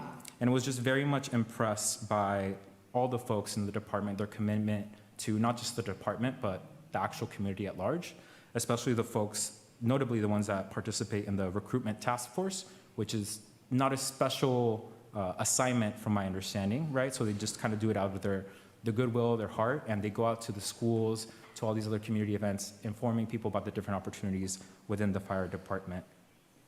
And then lastly, also just wanted to share, along the lines of the fire department, the Salinas Valley Chamber of Commerce is Spotlight in Leadership for this month features our Fire Chief Klemek. So I encourage you all to get a copy of that before they run out and you get to see the new Spotlight in Leadership for February 2026. Thank you. Okay, thank you, Jose. Really? Yes. Attended the Housing and Land Use Committee meeting on Tuesday, January 20th, 2026, and I'd like to thank the council for supporting the Mortgage Down Payment Assistance Program. Also, I attended the Rancho San Juan High School Wellness Center ribbon cutting ceremony, and they also had their steel signing ceremony for their band and theater classroom building, also last Tuesday, January 20th. Again, just like to remind residents and our other elected officials, the funeral services for former Alisal Union School District trustee Jose Antonio Jimenez will be this Saturday, January 31st, 2026, 10 a.m. at Madonna del Salso Church. Visitations will be this Friday, January the 30th, from 1 to 8 p.m. Immediately afterwards, at 11 o'clock, looking forward to the Hebron Family Center grand opening, 11 a.m. to 4 p.m. Those of you that are watching online, that's 683 Fremont Street. You're going to hear it multiple times because we want people to be there for this event. You know, Kristen, you know, what she does with our libraries and rec, you know, really enjoy seeing the work, and just really, I'm excited to see what we're going to see out of the Hebron Family Center. I remember years back through the old Weed and Seed program, that was our home for the collaborative way back then. So it would be nice to see that through a different lens. I was a little bit hesitant on this next one, but I just want to bring it up. This is regarding immigration enforcement. You know, it's very unfortunate what we're seeing at the national level, and I know that it's very polarizing in terms of where people stand in terms of immigration and ICE enforcement. You know, I don't feel that you know, people should be losing their lives over something that they are compassionate about, regardless of what side you're on. There needs to be a level of civility in how we act and how we talk about our national politics. The two things I wanted to bring up is that, you know, as I've been watching our national news, you know, I've seen individuals wearing military-style gear that says police on it. And so if I'm in Salinas and, you know, I see somebody in military gear and it says police, and at the bottom it says immigration, you know, it's almost a little bit conflicting, because whenever I see police, I immediately think Salinas Police Department. But what we're finding is that's not necessarily the case. These are people who are federal police. So, you know, I do want to request a meeting with our city manager and also our police chief to discuss this, because we have our police department that wears their appropriate uniform. They have their badges, and at times when they need to wear their protection gear, they protect themselves accordingly. And they have the embroidered letters that say police. So in the event that we do have an ICE, and I'm trying to think of, you know, how are we as city leaders and elected officials and community leaders preparing for that? I pray that we don't get that level of ICE enforcement here. Again, at the national level, and national leaders need to address immigration reform. The second thing that I've noticed in watching some of these videos is that there are individuals who are running around with paint guns. And some of these individuals have the letters that say police on it. I don't know when paintball guns, and they look like paintball guns. There's the long, you know, kind of rifle style with the big old carriage in it, you know, again, it can be very confusing. And the last thing that I would want is to see our local law enforcement or police, because quite often, fire, quite often fire does come out to assist our police. Same thing with our sheriff department and local CHP. I just want to make sure that we don't put anyone's lives in danger. And also, as you know, some of these events bring in agitators from both sides to escalate and make things worse. So I really want to make sure that our city has a plan in place, so I have that request. With that being said, Aldo Barron and your mom, I want to thank both of you for sitting through this whole meeting here tonight. And I want to thank you again personally for your advocacy and your educational accomplishments. I hope you make it far. And like I tell every high school student that I see here, I hope you make it far and that you come back to Salinas and do whatever it is you want to do in our city. But thank you again and congratulations. Gloria? Well, thank you for your comments, but yes. I want to start with, I attended the Mayor's Prayer Breakfast, a very well-attended function. I also attended the employees' dinner. Thank you, Patty, Alexis, and your entire committee that helped you. You did a fantastic job. And to our department heads that were there to acknowledge their employees and just all of you that were there. It was a very nice dinner, and we did some dancing, right? The music was great by Madonna. So again, if you didn't go this year, go next year. It's a fun event. But okay, I'm going to move on. I attended the Community Human Service meeting, and we're almost there in selecting the new CEO, because Robin McCray, as you well know, is retiring. And then they're having a fundraiser. They're having a clam chowder fundraiser that the Sheikh family is very involved with. And you can go on their website and order it, and you can pick it up. Yeah, they're in Monterey. But anyways, it's one of their fundraisers. Also, I attended the Solid Waste Authority meeting with Councilmember Barajas and the mayor. Councilmember Barajas, you did a very good job reporting. But guess what? We have a new CEO, Cesar Zuniga. He forgot to say that, but I'm going to say it. We're so proud of Cesar, and he's our new CEO for the Solid Waste Authority. And yes, and all those recipients that were able to get those monies, wow, a lot of them, well, there was maybe about 5 of them that attended, and they were really happy to get that money. That money is going to be well used and very needed. Now I'm going to go into my request. I want to just again request that the private property on Laurel, off of Laurel, that is an open terrain that has not been developed by the developer, and it's surrounded by apartments and housing in Laurel Heights. A lot of complaints about our homeless population being out there and starting fires, and I have reported it. The residents have reported it in Salinas Connect, and I just want to thank our city staff for Lisa for replying to me and saying, yeah, we're working on it. And I know you have other things to do, but yes, if we could get to that as soon as possible, that would be great, because the residents are really concerned.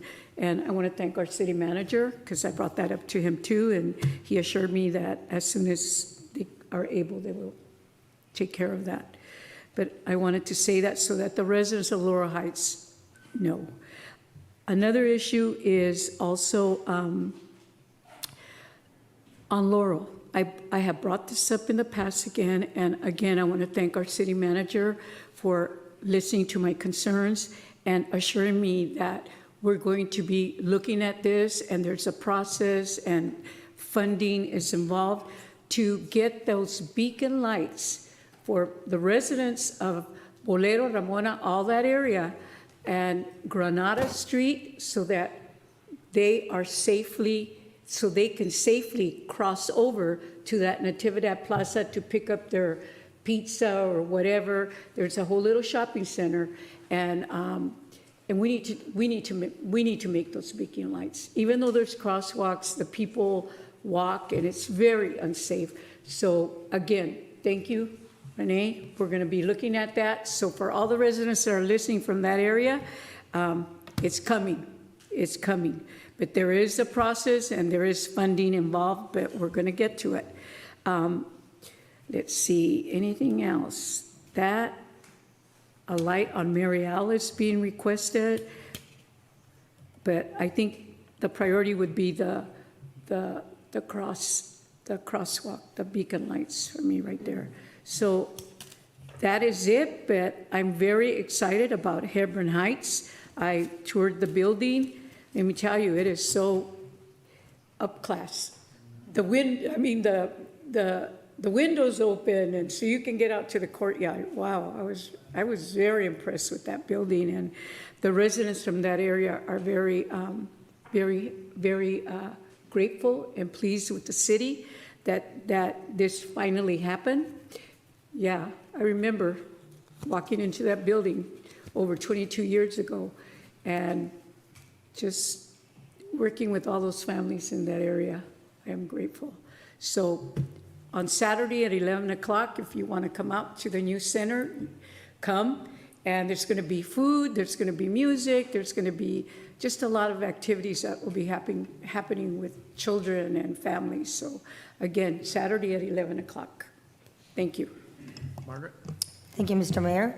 It was mentioned tonight that we had a Echo Housing presentation on rent stabilization in my district, in this building here.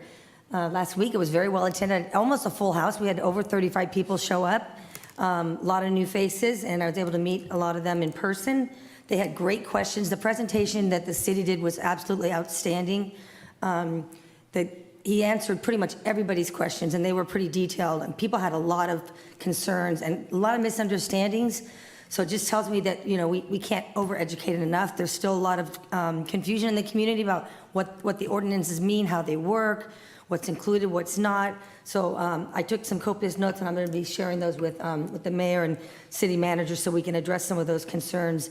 One of the ones that I was kind of concerned about was the staff said that they're worried about their job security in November, depending on how the voting goes. So that was kind of disheartening, but they were very positive, and the ECHO gentleman, Fernando, did a really, really great job too. So I was really happy that we got to do that, and I know there's a couple more scheduled in the other districts as well, but it's really, it was a really good opportunity, and I'm glad that the city was able to host us. Carrie mentioned tonight, Carrie Swenson mentioned the rental board that she wants to help establish. So she and I are working on that. She's offered to do some research about it so that we can have a tenant-landlord conversation that will be productive between now and the end of the year. So I'm really excited about that. There's some models in, I believe, Oakland and San Jose have boards like this that they've created, and they've been very successful. So we're going to look at what's out there, get best practices, and then form something here as well. I remember, did you guys notice the crosswalk that they showed in the pictures that had the nice bright yellow lights for the roundabout? Mm-hmm. And then they had the speed bump. And I really want to see that in every school district in the city. That would be my dream, because a lot of the crosswalks are not well marked. They're not painted. You can't see them. The curbs aren't painted. And then everybody wants traffic calming right in their neighborhood. So that's a great model for us to follow, and I hope in the future we can put more of those into place in our city. Also, I get a lot of complaints about the different neighborhoods, especially like down in the district, the Salinas City Center and surrounding areas, Bank of America, the Swenson-Salachi buildings that have been unoccupied for a while. We have a lot of unhoused that are there, and they're really affecting the local businesses. So I'm constantly getting calls and pictures of being sent. Lisa addressed one of them today with me. But I really hope we can develop a long-term plan for this, because the police department comes in, does a great job of moving them along. but the next night they're back, and the next morning they're there, and then they're gone and they're back. So we need to come up with a long-term plan for throughout the city to help our unhoused with resources and try to keep them off of the businesses as well. Let's see. Okay, I'm going to do an appointment tonight. Actually, it's for Measure G, and his name is J.P. Mendoza. He's a retired Salinas Police Department officer, so super excited that he wants to get involved. He reached out to me months ago and said, if you have anything for me, I want to serve my community. So he's my appointment, and he's done the application, and Patty's going to get him onboarded before the next meeting so that that position will be filled. So I'm really excited about that. And then next week's meeting, I will be with you, not in person, but on Zoom. I let staff and city manager know and mayor that I had a family trip planned over 6 months ago, and I didn't realize that we're going to have the meeting moved from the 10th to the 3rd, so I wasn't able to cancel it without a huge loss. So I'll be there on Zoom. I'll see all of you, and look forward to that. Last but not least, Aldo, congratulations. Mom, thanks for being here. Like I said, sitting through this entire meeting, most people don't have that kind of stamina.